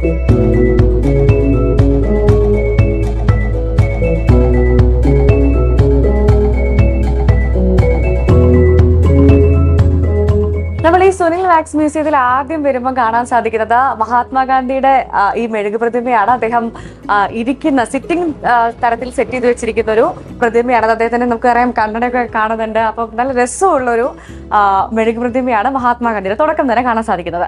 നമ്മൾ രണ്ടാമത് വരുമ്പോൾ നമുക്കിവിടെ അണ്ണാ ഹസാരെ കാണാൻ സാധിക്കും. ഈ മെഴുക് പ്രതിമയ്ക്ക് ഒരു പ്രത്യേകതയുണ്ട്. അദ്ദേഹത്തിന്റെ മെഷർമെന്റ് ഒക്കെ എടുത്തിട്ട് ആണ് ഈ പ്രതിമ ഉണ്ടാക്കിയിട്ടുള്ളത്. അത് മാത്രമല്ല ഇത് അനാച്ഛാദനം ചെയ്തതും അദ്ദേഹം തന്നെയാണ്. ഇനി നമ്മൾ ഈ മൂന്നാമതായിട്ട് കാണുന്നത് സർദാർ വല്ലഭായ് പട്ടേലിന്റെ പട്ടേലിനെയാണ്. അദ്ദേഹം ഇരിക്കുന്ന തരത്തിലുള്ളൊരു മെഴുക് പ്രതിമയാണ് ഇവിടെ നിർമ്മിച്ചു വെച്ചിരിക്കുന്നത്. ഇനി നമുക്ക് കാണാൻ സാധിക്കുന്നത് നല്ല ജീവൻ തുടിക്കുന്ന നമ്മുടെ ജവഹർലാൽ നെഹ്റുവിനെയാണ്. അദ്ദേഹം നിൽക്കുന്ന തരത്തിൽ ബാക്കിൽ കൈയൊക്കെ കെട്ടി നിൽക്കുന്ന ഒരു തരത്തിലാണ് ഇത് നിർമ്മിച്ചിരിക്കുന്നത്. അദ്ദേഹം എപ്പോഴും നമുക്ക് കാണാൻ സാധിക്കും. അദ്ദേഹത്തിന്റെ വസ്ത്രത്തിൽ ഒരു റോസാപ്പൂ ഉണ്ടാകും. ആ റോസാപ്പൂ അടക്കം അതേപോലെ ഇതിൽ കാണാൻ സാധിക്കുന്നുണ്ട്. ഈ പ്രതിമകളൊക്കെ ഉണ്ടാക്കുന്നത് പാരഫിൻ വാക്സും സിലിക്കണും ഉപയോഗിച്ചിട്ടാണ്. അത് മാത്രമല്ല ഇതിന്റെ പ്രത്യേകത എന്ന് പറയുന്നത് ഈ തലമുടിയൊക്കെ ഒറിജിനൽ ആണ്. അതേപോലെ തലമുടി മാത്രമല്ല പിരുകവും ഒക്കെ ഒറിജിനൽ ഹെയർ ആണ് എന്നുള്ളതാണ്. ഈ ഇവിടെയുള്ള എല്ലാ മെഴുക് പ്രതിമകളുടെയും കണ്ണുകൾക്ക് ജീവനുണ്ട്. അതിന് കാരണം മറ്റൊന്നുമല്ല, അക്രിലിക് ഗ്ലാസ് മെറ്റീരിയൽ ഉപയോഗിച്ചിട്ടാണ് ഇതിന്റെ കണ്ണുകൾ, എല്ലാ പ്രതിമകളുടെയും കണ്ണുകൾ നിർമ്മിക്കുന്നത്. അതുകൊണ്ട് തന്നെയാണ് ഓരോ പ്രതിമകൾക്കും ജീവനുണ്ട് എന്ന് നമുക്ക് കറക്റ്റ് തോന്നാനുള്ള കാരണം. തൊട്ടടുത്ത റൂമിലേക്ക് പോകാം. അവിടെ ആരൊക്കെയുള്ളത് നോക്കാം. ഇവിടെ ആദ്യം തന്നെ നമ്മൾ കാണുന്നത് ജസ്റ്റിസ് VR കൃഷ്ണയ്യരെയാണ്. അദ്ദേഹം ഇന്ത്യൻ ഭരണഘടനയൊക്കെ അടുത്ത് വെച്ചിട്ട് മേശപ്പുറത്ത് ഇരിക്കുന്നതാണ്. അത് മാത്രമല്ല ഇതിനൊരു പ്രത്യേകതയുണ്ട്. ഈ മേശ അദ്ദേഹത്തിന്റെ, ഈ ടേബിൾ അദ്ദേഹത്തിന്റെ സ്വന്തം ടേബിളാണ് എന്നുള്ളൊരു പ്രത്യേകത കൂടി ഇവിടെ ഉണ്ട്. VR അംബേദ്കറിന്റെ ഒരു ഇതാണ്. അദ്ദേഹം ഭരണഘടന കയ്യിൽ പിടിച്ചുകൊണ്ട് കൈ ചൂണ്ടി നിൽക്കുന്ന തരത്തിലുള്ളൊരു രൂപമാണ് ചെയ്തിട്ടുള്ളത്. ആ കണ്ണാടിയും മുഖമൊക്കെ കാണുമ്പോൾ കറക്റ്റ് ഒരു ലൈഫ് കൃത്യമായിട്ട് കിട്ടുന്ന തരത്തിലുള്ളൊരു രൂപമാണ് ചെയ്തിട്ടുള്ളത്. ക്രിക്കറ്റിന്റെ ദൈവം എന്നറിയപ്പെടുന്ന സച്ചിന്റെ പ്രതിമയാണ്. അദ്ദേഹം ഒരു മൈക്കൊക്കെ കയ്യിൽ പിടിച്ച് കൂളിംഗ് ഗ്ലാസ് ഒക്കെ വെച്ച് ഇരിക്കുന്ന തരത്തിലുള്ളൊരു രൂപമാണ്. അടുത്തത് നമ്മുടെ ഡിയാഗോ മറഡോണയാണ്. ഫുട്ബോളിന്റെ എക്കാലത്തെയും മഹാരഥന്മാരിൽ ഒരാള്. അദ്ദേഹം നമ്മെ വിട്ട് പിരിഞ്ഞിരിക്കുകയാണ്. അദ്ദേഹം അദ്ദേഹത്തിന്റെ ജീവൻ തുടിക്കുന്ന നല്ലൊരു പ്രതിമയാണ് ഇവിടെ ഉള്ളത്. മലയാളത്തിന്റെ ചിരി മാഞ്ഞിട്ട് 2 വർഷം ആവുന്നേ ഉള്ളൂ. നമ്മുടെ ഇന്നസെന്റ് സാറിന്റെ രൂപമാണ്.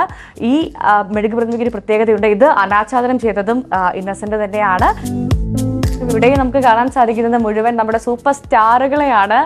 ആദ്യം തന്നെ നമ്മുടെ ജയൻ സാറാണ്. ജയൻ സാർ അദ്ദേഹത്തിന്റെ നമുക്കെപ്പോഴും എല്ലാവർക്കും പരിചയമുള്ള സ്ഥിരം ഈ ആക്ഷനൊക്കെ ഇട്ടുകൊണ്ട് നിൽക്കുന്ന നല്ല ഭംഗിയുള്ളൊരു രൂപമാണ്. അടുത്തത് നമ്മുടെ മലയാളത്തിന്റെ സ്വന്തം സൂപ്പർ സ്റ്റാർ നമ്മുടെ ലാലേട്ടൻ.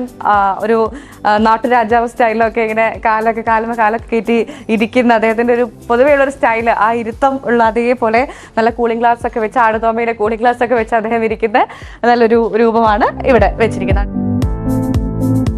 പോക്കിരി രാജയാണ് നമ്മുടെ സ്വന്തം മമ്മൂക്ക.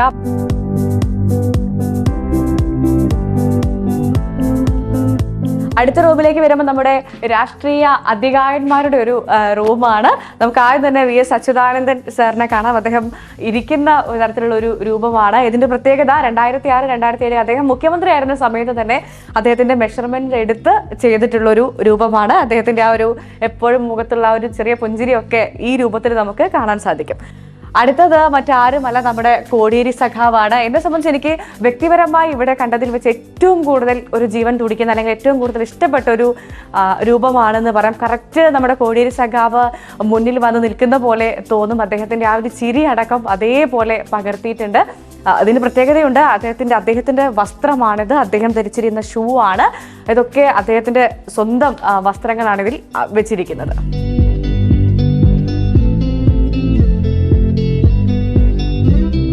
ഇന്ത്യൻ പ്രധാനമന്ത്രി നരേന്ദ്രമോദിയാണ്.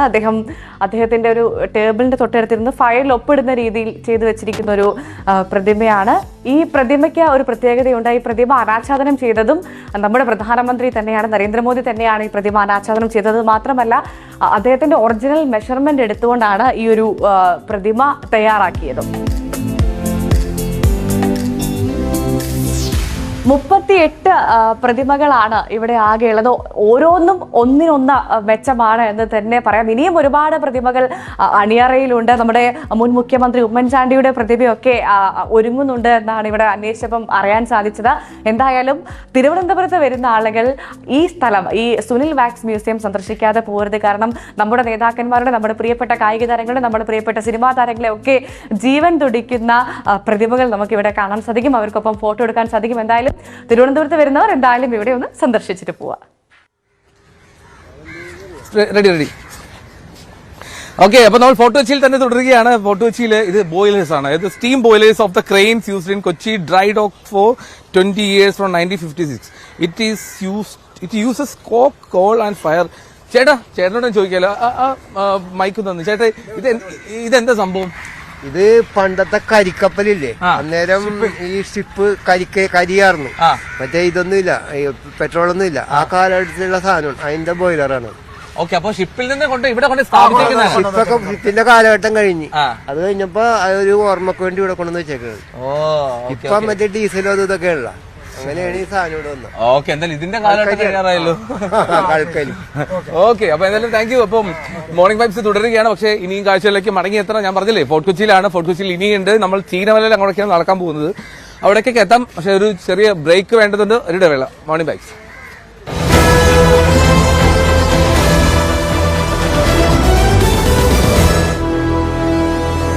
ഈ പരിപാടി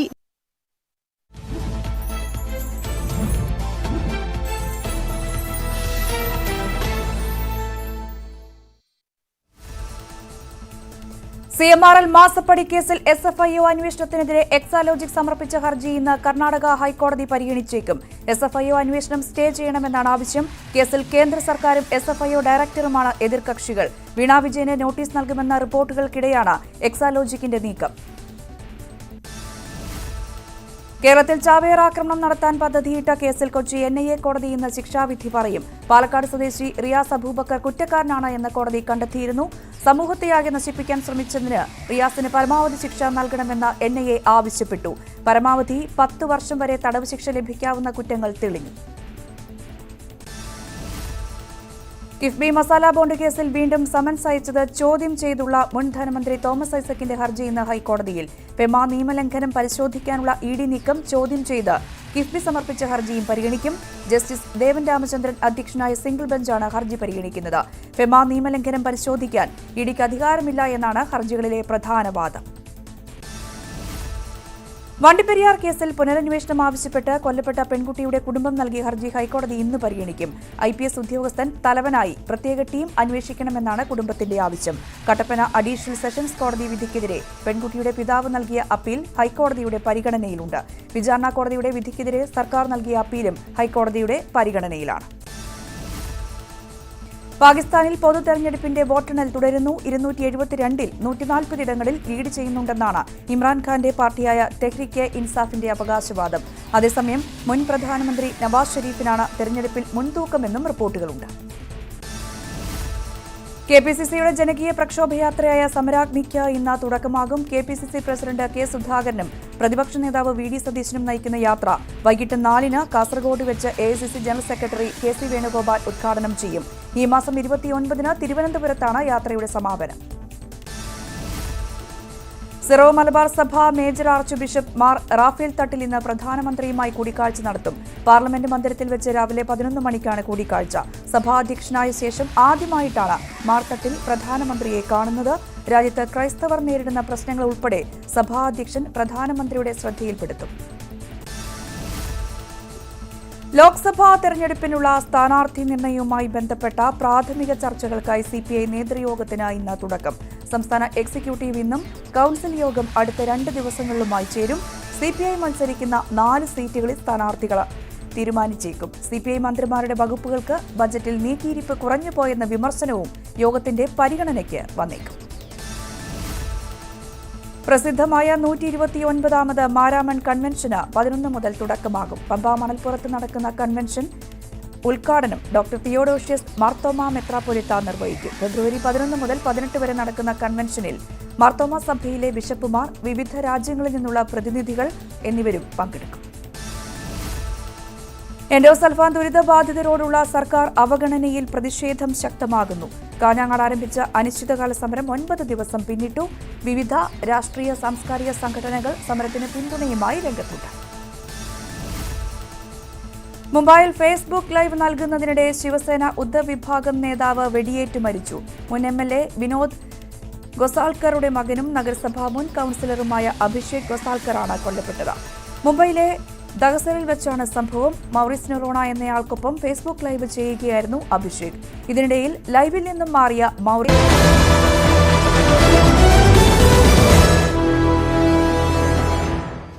അപ്പൊ മോർണിംഗ് വൈബ്സ് ഞാൻ ആദ്യം പറഞ്ഞു ഫോർട്ട് കൊച്ചിയിലെ കാഴ്ചകളിലൂടെയാണ് വന്നത്. നമ്മളിപ്പോൾ ഒരു ചീനവല അവിടെ ഇപ്പൊ ജസ്റ്റ് താത്തി, വീണ്ടും താഴ്ത്തി. അത് എന്തായാലും കാര്യമായിട്ട് മീനൊന്നും ഇല്ലാത്തതുകൊണ്ടാന്ന് തോന്നുന്നു.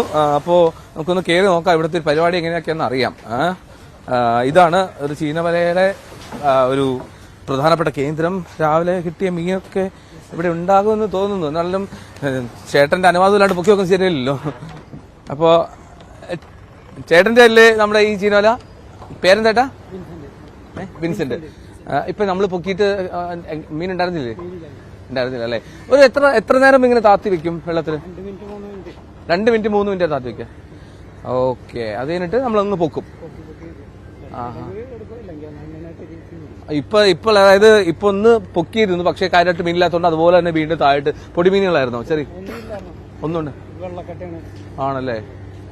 എത്ര സമയം വരെ ഇത് ചെയ്യും? രാവിലെ 6 മണിക്ക് തുടങ്ങിയിട്ട് ഉച്ചയ്ക്ക് ഒരു 12-1 മണി വരെ മാക്സിമം ഉണ്ടാവും. പിന്നെ ഇല്ല. ഇന്ന് രാവിലെ മീൻ കിട്ടിയോ? ഇന്ന് എന്താ കിട്ടിയതെന്ന് കാണിക്കാൻ പറ്റുന്നുണ്ടോ? ഇന്നലത്തെ മീനാണ്. ആണോ? ഓഹോ. ഇന്നൊന്നും കിട്ടിയിട്ടില്ല ആണല്ലേ? ഓഹോ. ഇവിടെ എന്ത് മീനൊക്കെ കിട്ടാറ് സാറിന്? എല്ലാത്തരം മീൻ കിട്ടും. കണമ്പ്, പ്രായില്, മച്ചക്ക, കൂരി, കൊഴുവ, നന്ദൻ എന്ന് വേണ്ടുന്ന എല്ലാത്തരം കിട്ടും. അയില വല്ലപ്പോഴൊക്കെ കിട്ടും, ചാളയും കിട്ടും വല്ലപ്പോഴൊക്കെ. പിന്നെ വർഷത്ത് പല്ലിമീൻ, കുട്ടൻ, മാന്തല്, ഞണ്ട്, ചെമ്മീൻ ഇങ്ങനെയുള്ള സാധനങ്ങളൊക്കെ എല്ലാം കിട്ടും അല്ലേ? ഇവിടെ തന്നെ വിൽക്കുകയാണോ ചെയ്യുന്നത്? ഇവിടെ വിൽക്കും, ഇവിടെ മാർക്കറ്റിൽ വിൽക്കും. ഇത് മാർക്കറ്റാണല്ലോ. അപ്പൊ അവിടെ ഞങ്ങൾക്ക് 100 രൂപക്ക് 70 രൂപ കമ്മീഷൻ കൊടുക്കണം. ഇവിടെ വിൽക്കുമ്പോ 100 രൂപ കൊടുക്കും. ഡയറക്റ്റ് നമ്മളിപ്പോ സാധാരണക്കാർ ഡയറക്റ്റ് വാങ്ങാം. അപ്പൊ വില കുറച്ചും കൊടുക്കാം. വില കുറച്ചും കൊടുക്കാം. നമുക്ക് അവിടെ കിട്ടുന്നതിന്റെ കമ്മീഷനും കുറവൊക്കെ കഴിച്ചുള്ള കാശ് ചോദിക്കും. ഈ മീനിന്റെ റേറ്റ് എങ്ങനെ ഫിക്സ് ചെയ്യാം? അത് അങ്ങനെയൊന്നും ഇല്ല. ഞങ്ങൾ ഒരു ഉദ്ദേശത്തിന് ഞങ്ങൾ ചോദിക്കും വില. പിന്നെ അവിടെ വില ഉണ്ട്. അവിടെ ഒരു കിലോയ്ക്ക് മുഴുത്ത കണമ്പാണെന്നുണ്ടെങ്കിൽ 600 രൂപ 700 രൂപ ഒക്കെ ഉണ്ട്. ചെറു കണമ്പാണെങ്കിൽ 400 രൂപ ഒക്കെ ഉണ്ട്. ഞാനേ നിങ്ങൾ ഇതിപ്പോ കെട്ടി ഇത് എത്ര ചെലവുണ്ട് ഈ ഒരു ചീനവല കെട്ടുന്നതിന്? ഈ ഒരു ചീനവല ഇപ്പൊ മൊത്തം സാധനം മേടിച്ച് കിട്ടണമെങ്കിൽ ഒരു 10-30 ലക്ഷം രൂപയോളം വരും. 30 ലക്ഷം? 30 ലക്ഷം രൂപയോ? ഒരു ബോട്ട് വാങ്ങുന്നില്ലേ അങ്ങനെയാണെങ്കിൽ?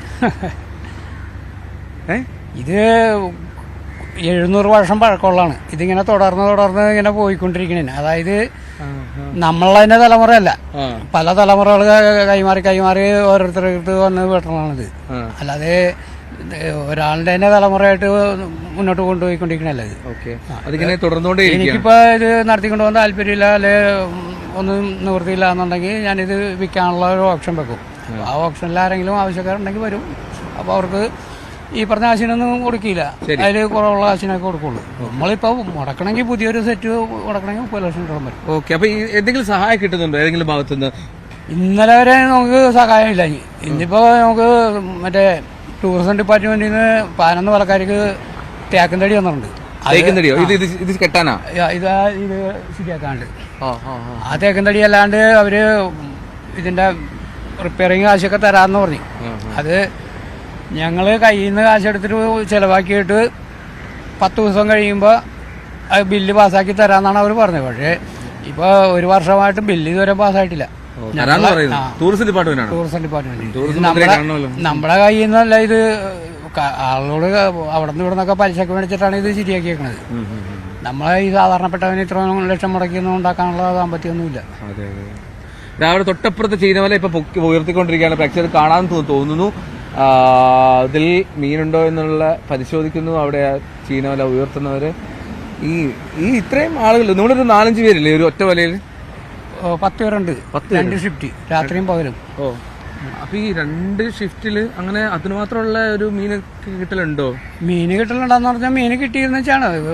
കുറെ കാലമായിട്ട് ഇപ്പൊ മീന് കുറവാണ്. അതിന്റെ കാരണം എന്താണ്? സുനാമിക്ക് മുമ്പായിട്ടൊക്കെ നല്ലപോലെ മീൻ കിട്ടിക്കൊണ്ടിരുന്നു. സുനാമി വന്നതിന് ശേഷം കുറച്ച് നാള് മീന് കുറഞ്ഞു. അത് കഴിഞ്ഞപ്പോ പിന്നെ പ്രളയം വന്നു. പ്രളയം വെച്ചാൽ ഇവിടുത്തെ പ്രളയമല്ല, കരയിലെ പ്രളയമല്ല, മറ്റേ ന്യൂനമർദ്ദം പ്രളയം വന്നു. ആ വലയിൽ ഒന്നുമില്ല, വീണ്ടും താത്തിട്ടോ. അങ്ങനെ വന്നപ്പോ പിന്നെയും വീണ്ടും കുറഞ്ഞു. പിന്നെ അത് കഴിഞ്ഞ് പ്രളയം വന്നു കഴിഞ്ഞ് പിന്നെ ഈ മഴക്കെടുതിയൊക്കെ വരാൻ നേരത്ത് അവിടെ നിന്ന് ഈ മാലിന്യ വെള്ളമൊക്കെ വിടാൻ നേരത്തും മീനുകള് ടെർമിനൽ പണിതതിനകത്ത് കുറെ നഷ്ടമുണ്ട് ഞങ്ങൾക്ക്. കാരണം ഈ മണൽ ഇവിടെ കൂടാൻ തുടങ്ങിയിട്ടുണ്ടായി. അതുവരെയൊക്കെ ഈ മണൽ ഇത്രയും കൂടില്ല, വരും. എന്നാലും ആ കടപ്പുറം ഭാഗത്ത് മണൽ വെക്കാറുള്ളൂ. ഇങ്ങോട്ട് ഈ ചീനവലയുടെ ഭാഗത്തേക്ക് മണൽ വെക്കാറില്ല. ഈ ടെർമിനൽ വന്നതിന് ശേഷമാണ് ഈ ചീനുള്ള ഭാഗത്തേക്ക് ഈ മണലിങ്ങനെ കയറാൻ തുടങ്ങിയേക്കണത്. ഓക്കെ, ഇത് കണ്ടോ, എനിക്കൊന്ന് പ്രേക്ഷകർക്ക് ഇതൊക്കെ ഒരു എല്ലാവർക്കും കണ്ടുപരിചയമുണ്ടാവില്ല. അതേയും വലിയ കൂറ്റൻ പാറക്കല്ലുകളാണ് ഇതിന് വെയിറ്റ് ആയിട്ട് നിർത്തുന്നത്. വലിയ വലിയ വലിയ പാറക്കല്ലുകൾ ഇതിങ്ങനെ വെയിറ്റ് കിട്ടാൻ വേണ്ടി വല പൊക്കുകയും താഴ്ത്തുകയും ചെയ്യാനുള്ള ആ പ്രോസസ്സിന് വേണ്ടി ഏർപ്പാടാക്കിയിരിക്കുന്നത്. ചേട്ടാ, ഈ കല്ലൊക്കെ ഇതിന്റെ മുകളിലേക്ക് കയറ്റിയത് ഒക്കെ എങ്ങനെയാണ്? കല്ല് ഇത് ഞങ്ങൾ ഷേപ്പാക്കി എടുത്തിട്ടും കമ്പിയിട്ട് ഇങ്ങനെ കെട്ടിയിട്ട് അവത്തിൽ നമ്മളെ വള പെണ്ണൊക്കെ കൈയിടണവരെ വള റിങ് ഉണ്ടാക്കിയെടുത്തിട്ട് അവത്തിൽ റോപ്പ് കെട്ടിയിട്ടാണ് ഞങ്ങൾ കെട്ടി തൂക്കിയിടുന്നത്. അത് ഇതിലൊരു ഡേഞ്ചറസ് അല്ലേ ഈ ഇത്ര കല്ല് മുകളിലേക്ക്? അത് ഡേഞ്ചറസ് എന്ന് പറഞ്ഞാൽ ഞാൻ പറഞ്ഞില്ല, ഇതിപ്പോ 700 വർഷം പഴക്കമുണ്ട്. അപ്പൊ ഇത്ര നാളും അങ്ങനെ ഒരു ഡേഞ്ചറസ് വന്നിട്ടില്ല. ഓക്കെ ഓക്കെ ഓക്കെ ഓക്കെ അല്ല, എനിക്ക് പരിചയമില്ലാത്തൊരു ചോദിച്ചതാണ്. ഓക്കെ, അപ്പൊ നിങ്ങൾ പുറത്ത് കടലിൽ പോയി മീൻ പിടിക്കുന്ന ആളുകളുണ്ട് ഇതിന്റെ അകത്ത്? ഉണ്ട്, ഞങ്ങൾ മിക്കവരും തന്നെ കടലിൽ പോയി മീൻ പിടിക്കും. അപ്പൊ പുലർച്ചെ പോകണ്ടേ? അത് ഇതുപോലെ സമയം കാര്യങ്ങളൊക്കെ ഉണ്ട്. ചിലപ്പോ 2 മണിക്ക് പോകും രാത്രി, ചിലപ്പോ 1 മണിക്ക് പോകും, ചിലപ്പോ നേരം വെളുത്ത് പോകും. ഇങ്ങനെയൊക്കെ അതും കാര്യങ്ങൾ ഇങ്ങനെ. ചെറു വെള്ളത്തിലാണോ അതോ വലിയ വെള്ളത്തിലും പോകും, ബോട്ടിലും പോകും, എല്ലായിടത്തും പോകും. Okay okay okay okay okay. അത് എല്ലാവരും തന്നെ പോകുമെന്ന് എനിക്ക് പറയാൻ പറ്റില്ല. കാരണം ഞങ്ങളിപ്പോ ഈ കൂട്ടത്തിൽ ഇപ്പൊ ഞങ്ങൾ 3 പേര് ബോട്ടിലും പോകും, വെള്ളത്തിലും പോകും. ഇവിടെ എത്ര ചീനവലുണ്ട് മൊത്തം ഏകദേശം? ഇപ്പൊ 8 എണ്ണം ഉണ്ട്. 8 എണ്ണം ഉള്ളു അല്ലേ? പണ്ടൊക്കെയോ? ആദ്യം എന്ന് പറയാൻ നേരത്ത് ഞാൻ ഈ ഫോട്ടോച്ച് വരുന്ന ടൈമിനൊക്കെ 24 വലകളുണ്ടായിരുന്നു. ഇപ്പൊ 11 ഇപ്പൊ നിലവിലുള്ളു. 11 നിലവിലുള്ളത്. അതായത് ചീനവലകളുടെ എണ്ണം കുറഞ്ഞു വരുന്നുണ്ട്. കുറഞ്ഞു ഇനി അടുത്ത വർഷങ്ങൾക്കൊക്കെ ചിലപ്പോൾ ഇതും ഉണ്ടായിരുന്നില്ല. അതിന്റെ മീൻ കിട്ടുന്ന മീൻ കുറവും പിന്നെ ഇത് മുന്നോട്ട് നടത്തിക്കൊണ്ട് പോകാനുള്ള സാമ്പത്തിക ബുദ്ധിമുട്ടും. ഒരു പക്ഷേ ഇപ്പൊ ഇവരൊക്കെ ആവശ്യപ്പെടുന്ന പോലെ സർക്കാരിൽ നിന്നുള്ള സഹായം ഒക്കെ കിട്ടിയാൽ വളരെ സന്തോഷകരമായിരുന്നു. കാരണം ഇപ്പൊ ഇവർക്ക് ഏതാണ്ട് 30 ലക്ഷം രൂപയാണ് ഇന്ന് കെട്ടാനുള്ള ചെലവ്. ഇപ്പോൾ 5 ലക്ഷം രൂപ സർക്കാർ കൊടുക്കാന്നൊക്കെ പറഞ്ഞിരുന്നു. പക്ഷെ അത് ഒക്കെ വെറും വാഗ്ദാനങ്ങളിൽ മാത്രം ഒതുങ്ങി. ഇപ്പൊ അവർ ആ 3 മിനിറ്റ് 4 മിനിറ്റ് കഴിഞ്ഞ് നമ്മൾ സംസാരിച്ചുകൊണ്ടെന്ന് വൈകിയതാണ്. ഇപ്പോൾ ആ വല പൊക്കുകയാണ്. നമുക്ക് നോക്കാം ആ മീൻ ഉണ്ടാവണേ എന്ന് നമുക്ക് ആത്മാർത്ഥമായിട്ട് ആഗ്രഹിക്കാം. എന്താണെങ്കിലും ചീനവല പൊക്കി നോക്കാനുള്ള സമയമാണ്. അതിന്റെ സീനാണ് കാണാം. ഹോട്ട് കൊച്ചിയിൽ എത്തിക്കഴിഞ്ഞാൽ വളരെ പ്രധാനപ്പെട്ട വളരെ ആകർഷണീയമായിട്ടുള്ള കാഴ്ചകളൊന്നാണിത്. ഈ ചീനവല ഉയർത്തുന്ന കാഴ്ച. ചേട്ടാ, ഞാൻ നടന്നോട്ടെ അങ്ങോട്ട്, കുഴപ്പമില്ല. ഓക്കെ, മീനുണ്ടോ എന്ന് ഞാനും ചേട്ടൻ്റെ കൂടെ ഞാനും വരാം. മീനുണ്ടോ എന്ന് നോക്കട്ടെ. ഇത് വലിയ വലിയ തേക്ക് മരങ്ങളാട്ടോ. ഈ തേക്ക് മരങ്ങൾ കൊണ്ടാണ് ഈ ചീനവല ഉണ്ടാക്കിയിരിക്കുന്നത്. ഇപ്പോൾ ആദ്യം ചേട്ടൻ സൂചിപ്പിച്ച പോലെ തേക്ക് മരം ഇപ്പോൾ ടൂറിസം ഡിപ്പാർട്ട്മെന്റ് കൊടുക്കുന്നുണ്ടെന്നൊക്കെ പറയുന്നു.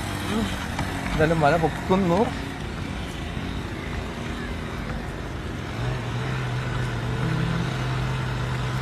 പിന്നെ കൊച്ചിയൊക്കെ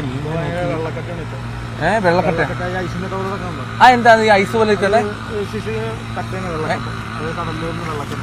അതെങ്ങനെ തണുത്തന്നെ ഉണ്ടാവുന്നതാണോ? ഓ, ജെല്ലി പോലെ ഇരിക്കും അല്ലേ? എൻ്റെ അകത്തൊന്നുമില്ല. ഈ വെള്ളക്കെട്ട് വന്നാൽ മീൻ കറി അല്ലേ? ചേട്ടാ ഒരു മിനിറ്റ്, മൈക്കിൽ പറയാം. എന്താ കടലിൽ നിന്ന് കയറുന്നതാണ്.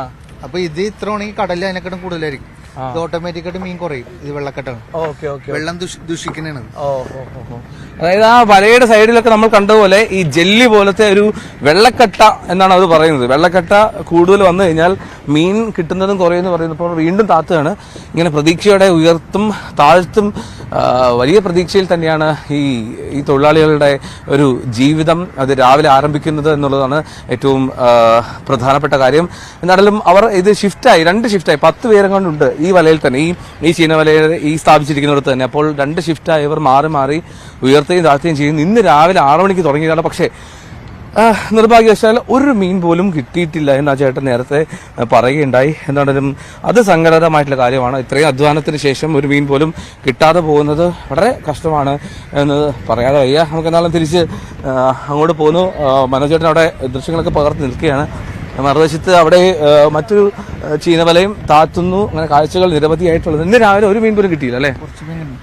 എല്ലാ കസ്റ്റമേഴ്സിനും എല്ലാ ആൾക്കാർക്കും ഞങ്ങളുടെ ഇവിടെ ഒന്ന് മീൻ വാങ്ങാം. മാർക്കറ്റിൽ കിട്ടണേക്കാളും റേറ്റ് കുറവ് 10 മീൻ അങ്ങ് കൊടുക്കുന്നത്. പിന്നെ അങ്ങടെ നിന്ന് വാങ്ങുമ്പോൾ അതിനൊക്കെ വെച്ച് 4 kg ഉണ്ടാവുള്ളൂ, 400 ഉണ്ടാവുള്ളൂ. പക്ഷെ അത് അങ്ങടെ അത് 600 രൂപ. പിടിക്കുന്നവന് യാതൊരു വിലയില്ല, വെറുതെ നിൽക്കുന്നവനൊക്കെ വില. അതാണല്ലോ എല്ലാ ബിസിനസിനെയും പ്രശ്നമാണല്ലോ. ഇടനിലക്കാരാണല്ലോ കുഴപ്പമുണ്ടാക്കുന്നത് അല്ലേ? നമുക്ക് ഇന്ന് രാവിലെ കുറച്ച് മീൻ കിട്ടിയിട്ടുണ്ട് അല്ലേ? കുറച്ച് മീൻ. ഇത് ഏതൊക്കെ മീനാ? കണമ്പുണ്ട്, വറ്റ, നച്ചക്ക, ഇത് അമൂറാണോ? എന്ത് മീനത്? നച്ചക്ക, ടൈഗർ ഫിഷ്. ഇത് വില കൂടിയ മീനാ? ഇതെന്താ ഇതിനുള്ള തേങ്ങാപ്പാലിലാണ് വെക്കണം. എല്ലാം അതിന്റെ ഓരോ ക്വാളിറ്റിയുള്ള മീനുകൾ. ഇന്ന് രാവിലെ 6 മണി തൊട്ട് ചെയ്തിട്ട് ആകെ കിട്ടിയത് ഇത്രയാണ് അല്ലേ? ഇതാണ് എന്റെ ഒരു പ്രശ്നം. ഇവർക്ക് ഒരു ചെറിയ അധ്വാനത്തിന്റെ സമയമല്ല അത്. ഇതൊരു പെട്ടിയൊക്കെ നിറയണമെങ്കിൽ എത്ര സമയം എടുക്കും? അത് ദൈവത്തിന്റെ കയ്യിൽ. ഓപ്ഷൻ ടൈമിലെല്ലാം ദൈവത്തിന്റെ കയ്യില്. 12 മണി കഴിയുമ്പോ അടുത്ത ഷിഫ്റ്റ് ആള് വരും. ഇല്ല, വെള്ളം തിരികെ. വെള്ളം വേറെ ഗതി മാറി കൊടുക്കും അല്ലേ? ഇറക്കും വരും. ഓക്കെ, അടുത്ത് വാ, ഇവിടെ വാ. എന്തേട്ടാ? ഇപ്പൊ വെള്ളം ഇറക്കം പോന്നോണ്ടിരിക്കുകയാണ്. ഇപ്പൊ ഏറ്റവും കയറും. വെയിലേറ്റം കയറി കഴിഞ്ഞ് കഴിഞ്ഞാൽ ഞങ്ങൾക്ക് ഒരു 12-1 മണി വരെ മാക്സിമം കിട്ടും വലിക്കാണ്ട്. അത് കഴിയുമ്പോ പിന്നെ ഇറക്കം വരും. ഇറക്കം വന്നു കഴിഞ്ഞാൽ നേരത്തെ ഞങ്ങൾക്ക് വലിക്കാൻ പറ്റില്ല. അപ്പൊ ഞങ്ങള് ആ സമയത്ത് മതിയാക്കി ഒന്നെങ്കിൽ വീട്ടിൽ പോകും, അല്ലെങ്കിൽ ഇവിടെ എല്ലായിടത്തും ചായ എന്തെങ്കിലുമൊക്കെ കഴിച്ച് ആടി കുത്തിയിരിക്കും. അപ്പൊ ഇന്നിപ്പോ ഇരിക്കാൻ സമയമില്ല. കാരണം വെച്ചാല് ഈ സമയം കഴിഞ്ഞ് കഴിഞ്ഞാൽ പിന്നെ സ്റ്റാർട്ട് ചെയ്യണമെങ്കിൽ 6 മണിയാവും. ഈ മഴക്കാലത്ത് വലിക്കുക നടക്കുമോ? മഴക്കാലത്ത് വലിക്കും. കാറ്റും മഴയൊക്കെ കൂടുതലാണെങ്കിൽ വലിക്കില്ല, അല്ലെങ്കിൽ വലിക്കും.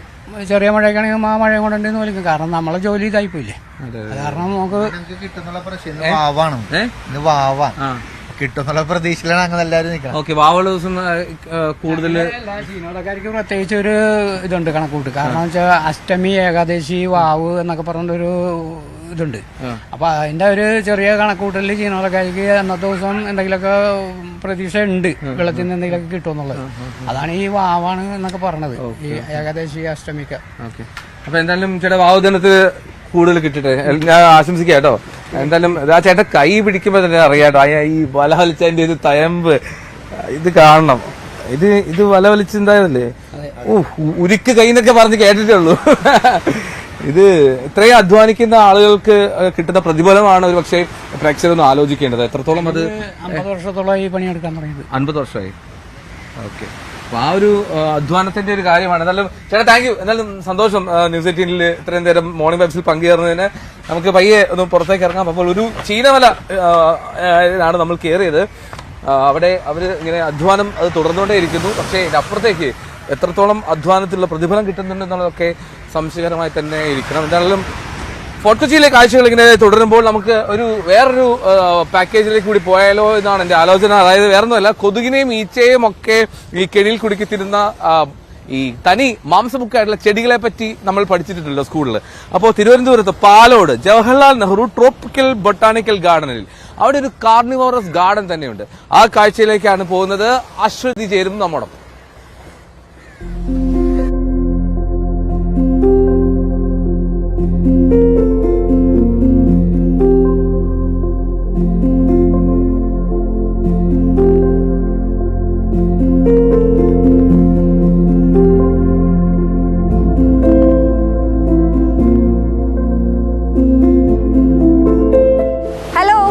നമസ്കാരം. ഞാനിന്നുള്ളത് തിരുവനന്തപുരം പാലോടുള്ള ജവഹർലാൽ നെഹ്റു ട്രോപ്പിക്കൽ ബൊട്ടാണിക്കൽ ഗാർഡനിലാണ്. ലൊക്കേഷൻ എങ്ങനെയുണ്ട്? ഗംഭീരമാണെന്ന് പറയാതെ വയ്യ. ഈ ബൊട്ടാണിക്കൽ ഗാർഡൻ മാത്രമല്ല, ഒരു റിസർച്ച് ഇൻസ്റ്റിറ്റ്യൂഷൻ കൂടിയാണ് ഇത്. നമ്മുടെ അഭിമാനമാണ് എന്ന് പറയാം. നമ്മുടെ കേരളത്തിന്, നമ്മുടെ ഇന്ത്യയുടെയൊക്കെ അഭിമാനമാണ് എന്ന് പറയാം. എത്ര പേർ തിരുവനന്തപുരത്തുകാരായിട്ടുള്ളവരും അല്ലാത്തവരും എത്ര പേർ ഇവിടെ വന്നിട്ടുണ്ട്, ഇത് കണ്ടിട്ടുണ്ട് എന്നറിയില്ല. 300 ഏക്കറിൽ പരന്നു കിടക്കുന്ന, നമ്മൾ കണ്ടിട്ടുള്ള, നമ്മൾ കാണാനിടയില്ലാത്ത, നമ്മൾ ഇനിയും കാണണമെന്ന് വിചാരിച്ചാൽ ചിലപ്പോൾ കാണുന്നു പോലും പറ്റാത്ത അത്തരത്തിലുള്ള എൻഡേഞ്ചേർഡ് സ്പീഷീസ് ഒക്കെ ആയിട്ടുള്ള ചെടികളെ സംരക്ഷിച്ച് നിർത്തുകയും അതിൽ അവയെ എങ്ങനെ സംരക്ഷിക്കാമെന്നുള്ളതിൽ പരീക്ഷണം നടത്തുകയും പുതിയ പുതിയ പുതിയ പുതിയ പരീക്ഷണങ്ങൾ കുറേ നടത്തുകയും റിസർച്ച് ചെയ്യുകയും ചെയ്യുന്ന ഒരുപാട് ശാസ്ത്രജ്ഞർ ഇവിടെയുണ്ട്. അങ്ങനെ ഒരുപാട് മേഖലകളിൽ പ്രവർത്തിക്കുന്ന ആളുകൾ ഇവിടെ നമുക്ക് അവരെ കാണാൻ കഴിയും. അവരുടെ പഠനം നടത്തിക്കൊണ്ടിരിക്കുകയാണ്. വളരെ മനോഹരമാണ്, ഒപ്പം ഇൻഫോർമേറ്റീവുമാണ്. അപ്പോൾ കണ്ടിട്ടില്ലാത്തവർ ഇങ്ങോട്ടേക്ക് വരിക. ഇപ്പോൾ നിങ്ങൾക്കായി ഇവിടുത്തെ കാഴ്ചകൾ എത്തിക്കുകയാണ്.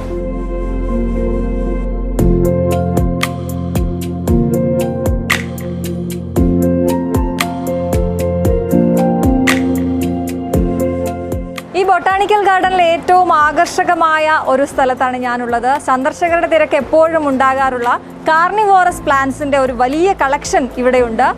നമുക്കറിയാം, നമ്മൾ പാഠപുസ്തകങ്ങളിലൊക്കെ പഠിക്കുന്ന നെപ്പന്തസ് എന്ന് പറയുന്ന ആ ഒരു ചെടിയുടെ തന്നെ പല പല വെറൈറ്റി ഇവിടെ അവർ സംരക്ഷിക്കുന്നുണ്ട്, വിൽപ്പനയും നടത്തുന്നുണ്ട്. അതുപോലെ തന്നെ ഓർക്കിഡിൻ്റെ ഒരു വലിയ ശേഖരമുണ്ട്. നമുക്ക് എന്തായാലും ഇതിനെക്കുറിച്ച്, ഈ കാർണിവോറസ് പ്ലാന്റ്സിനെ കുറിച്ച് വിശദമായി പറയാൻ ഡോക്ടർ സലീം നമുക്കൊപ്പം ചേരുന്നു. ഇത് ജയൻ ടിബിജാറയിൽ ഏറ്റവും അട്രാക്റ്റീവായിട്ടുള്ളൊരു സെക്ഷനാണ്. പ്രത്യേകിച്ച് ഞങ്ങളുടെ സന്ദർശകരായ വിദ്യാർത്ഥികൾക്കും മറ്റും ഏറ്റവും കൂടുതൽ അട്രാക്ഷൻ തരുന്നൊരു സെക്ഷനാണ്. പ്രത്യേകിച്ച് നിങ്ങൾക്കറിയാം, കാർണിവോറസ് പ്ലാന്റ്സ്, അതാ മാംസഭോജികളായ സസ്യങ്ങളുടെ ഒരു ശേഖരമാണ്. ഏകദേശം 17-ലധികം ജീനസുകൾ ഇവിടെ പല ഫാമിലിയിലായിട്ട് ഞങ്ങൾ സംരക്ഷിച്ച് വരുന്നുണ്ട്. അത് പഠനാവശ്യങ്ങൾക്കും കുട്ടികളുടെ സ്കൂൾ കുട്ടികളുടെയും കോളേജ് വിദ്യാർത്ഥികളുടെയും പഠനാവശ്യങ്ങൾക്കും ഉപയോഗിക്കുന്നുണ്ട്. അതിൽ ലോകത്ത് പല ഫാമിലികളിലായി, പല സസ്യ കുടുംബങ്ങളിലായിട്ടാണ് ഈ കാർണിവോറസ് പ്ലാന്റ്സ് കാണപ്പെടുന്നത്. അതിലേറ്റവും പ്രധാനപ്പെട്ട ഒരു കുടുംബം എന്ന് പറയുന്നത് നെപ്പന്തസ് എന്ന് പറയുന്ന സഞ്ചിച്ചെടികൾ എന്ന് പറയുന്ന വിഭാഗത്തിൽ വരുന്ന ചെടികളാണ്. നെപ്പന്തസ് ഖാസിയാന എന്ന് പറയും, അല്ലെങ്കിൽ നെപ്പന്തസിൻ്റെ വിവിധ തരത്തിലുള്ള പിച്ചർ പ്ലാന്റുകൾ. ഇതിൻ്റെ ഏകദേശം ലോകത്ത് 150ഓളം സ്പീഷീസുകളാണ് ലോകത്തുള്ളത്. അതിൽ ഏകദേശം 15 സ്പീഷീസുകൾ ടിബിജാറയിൽ ഞങ്ങൾ സംരക്ഷിക്കപ്പെട്ടിട്ടുണ്ട്. അതിൽ ഏറ്റവും വലിപ്പം കൂടിയ, ഞങ്ങളുടെ കളക്ഷനിലുള്ളതിൽ ഏറ്റവും വലിപ്പം കൂടിയ ഒരു പിക്ചറുള്ള പ്ലാന്റാണ് ഇത്. സൗത്ത് ഈസ്റ്റ് ഏഷ്യയിലെ കാടുകളിൽ കാണപ്പെടുന്ന നെപ്പന്തസ് ട്രങ്കേറ്റ എന്ന് പറയുന്ന ഒരു സ്പീഷീസാണ്. അതിൻ്റെ യങ് പിക്ചറാണ് ഈ വരുന്നത്. പിന്നെ ഉള്ളത് നമ്മുടെ കേരളത്തിലെ കാടുകളിൽ കാണപ്പെടുന്ന ഒരു ജീനസുണ്ട്, സൺഡ്യൂ എന്ന് പറയും, അഥവാ ഡ്രൊസീറ എന്ന് പറയുന്ന സ്പീഷീസാണ്. ഡ്രൊസീറയുടെ 3 സ്പീഷീസുകൾ നമ്മുടെ വനങ്ങളിൽ കാണപ്പെടുന്നുണ്ട്. പക്ഷേ ഇവിടെ ഉള്ളത് കൂടുതലും നമ്മുടെ വിദേശികളായിട്ടുള്ള ഇതാണ്. ഇത് സൺഡ്യൂവിൻ്റെ ഒരു പ്ലാന്റ്സാണ്. ഡ്രൊസീറ സ്പാത്തുലേറ്റ എന്ന് പറയുന്ന ചെടിയാണ്. നിങ്ങൾക്കിതിൻ്റെ ഇലയുടെ മേൽഭാഗത്ത് രോമങ്ങൾ പോലെ തിളങ്ങുന്ന ഒരു ഇത് കാണാം, കണ്ണീർ വെള്ളത്തുള്ളികൾ പോലെ, മഴത്തുള്ളികൾ പോലെ കാണുന്നു. ഇതുകൊണ്ട് ഈ മഴത്തുള്ളികൾ കാരണമാണ് ഇതിന് സൺഡ്യൂ എന്ന് പേര് കിട്ടിയത്. പക്ഷേ അത് ശരിക്കും മഴത്തുള്ളികളല്ല, അത് ചെറിയ പശയുള്ള ഒരു ദ്രാവകമാണ്. ഈ ദ്രാവകത്തിലേക്ക് വന്ന് ഇരിക്കുന്ന പ്രാണികൾ അവിടെ അട്രാക്റ്റ് ചെയ്യുകയും ക്രമേണ അതിൻ്റെ മുകളിലുള്ള ഹെയർസ്, രോമങ്ങളിൽ നിന്ന് എൻസൈമുകൾ, ദഹനരസങ്ങൾ പുറപ്പെടുവിക്കുകയും ആ ദഹനരസങ്ങൾ ഈ പ്രാണികളെ ദഹിപ്പിച്ച് ചെടിക്ക് ഭക്ഷണമായിട്ട് വലിച്ചെടുക്കാൻ കഴിയുന്ന പരുവത്തിലേക്ക് ആക്കുകയാണ് ചെയ്യുന്നത്.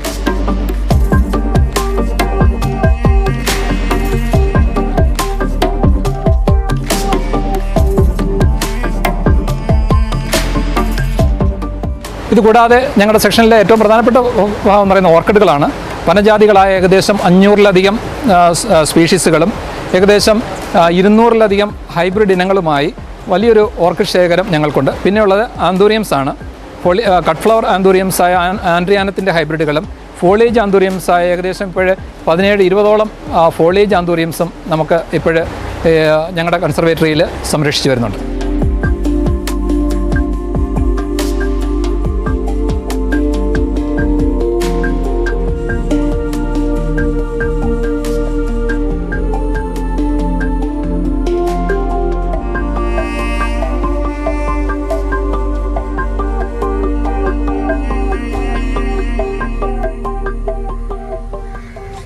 അപ്പോൾ ഈ കാർണിവോറസ് ചെടികളെ കണ്ടല്ലോ, ഈ ചെറുപ്പത്തിൽ സ്കൂളിലൊക്കെ പഠിക്കുന്ന സമയത്ത് ടെക്സ്റ്റ് ബുക്കിൽ കണ്ട് ശീലം മാത്രമേ ഉള്ളൂ. എന്നാലും ഞാനിവിടെ ഒരു കുഞ്ഞു കുടുംബത്തെ കാണിച്ചിട്ടാ. ഇനി കുടുംബത്തെ കാണിക്കുമ്പോൾ ഇനി കുടുംബനാഥനും നാഥയൊക്കെ പ്രശ്നം ഉണ്ടാക്കുമെന്ന് അറിയില്ല. 1 2 3 4 5 6 7 9 10 കുഞ്ഞുങ്ങൾ. 8ആണോ? 1 2 1 2 3 4 5 6 എന്നെ ആരും കണക്ക് തിരിച്ച് എന്റെ ക്യാമറമാനാണ് 10 ഉണ്ടെന്ന് പറഞ്ഞു. അതുകൊണ്ട് ഞാൻ 2 കൂട്ടിയിട്ടതാ. അപ്പോൾ 10 നായക്കുഞ്ഞുങ്ങൾ ബീച്ചിന്റെ സൈഡിൽ തന്നെയാണ്. അപ്പം ഇതുപോലത്തെ ഒരു കാഴ്ച ഒക്കെ ഇങ്ങനെ നടന്നുകൊണ്ടിരിക്കുന്നു. അപ്പോൾ നമുക്കവിടെ ഇവിടെ ഈ മീൻ സജീവമായിട്ടുണ്ട്, വളരെ സജീവമായിട്ട് ഫിഷ് മാർക്കറ്റ് ഉണ്ട്. കണ്ടോ, വളരെ ഫ്രഷ് ആയിട്ടുള്ള മീനൊക്കെ കിട്ടും ഇവിടെ വന്നു കഴിഞ്ഞാൽ. അതിന് മുമ്പ് പേരെന്താ? എന്റെ ഒരു ഷമീർ വളവത്തുനിന്നാണ്. എന്താണ് അവസ്ഥ ഈ ഫോർട്ട് കൊച്ചി ബീച്ചിന്റെ ഒക്കെ ഒരു സാഹചര്യം എന്താണ്? ഫോർട്ട് കൊച്ചി ബീച്ചിന്റെ ഒക്കെ സാഹചര്യം എന്ന് വെച്ചാൽ ഏറ്റവും കൂടുതൽ വേൾഡിൽ തന്നെ ഏറ്റവും കൂടുതൽ അറിയപ്പെടുന്ന ഒരു ടൂറിസ്റ്റ് മേഖലയാണ് കൊച്ചി. അതിൽ ഏറ്റവും പ്രധാനപ്പെട്ട ഏറ്റവും കൂടുതൽ പൈതൃകമുള്ളൊരു സ്ഥലവും കൂടിയാണ് ഫോർട്ട് കൊച്ചി. പക്ഷെ അത് അധികാരികളുടെ നോട്ടം വളരെ മോശമാണ്.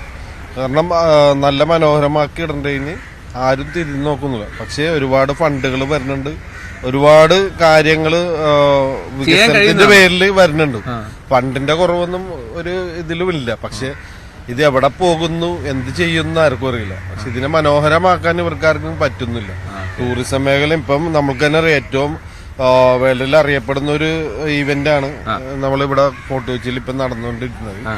നമ്മളെ ബോസും ഇതൊക്കെ കൊണ്ടുവന്ന ബിനാലെ പോലുള്ള സംഭവങ്ങൾ, അത്രയും കാര്യങ്ങൾ വന്നിട്ട് പോലും നമുക്ക് ഈ ഫോർട്ട് കൊച്ചിനെ ഇത്രയ്ക്കും മനോഹരമാക്കാൻ പറ്റാത്ത ഈ അധികാരികളുടെ വലിയ പ്രശ്നം തന്നെയാണ്.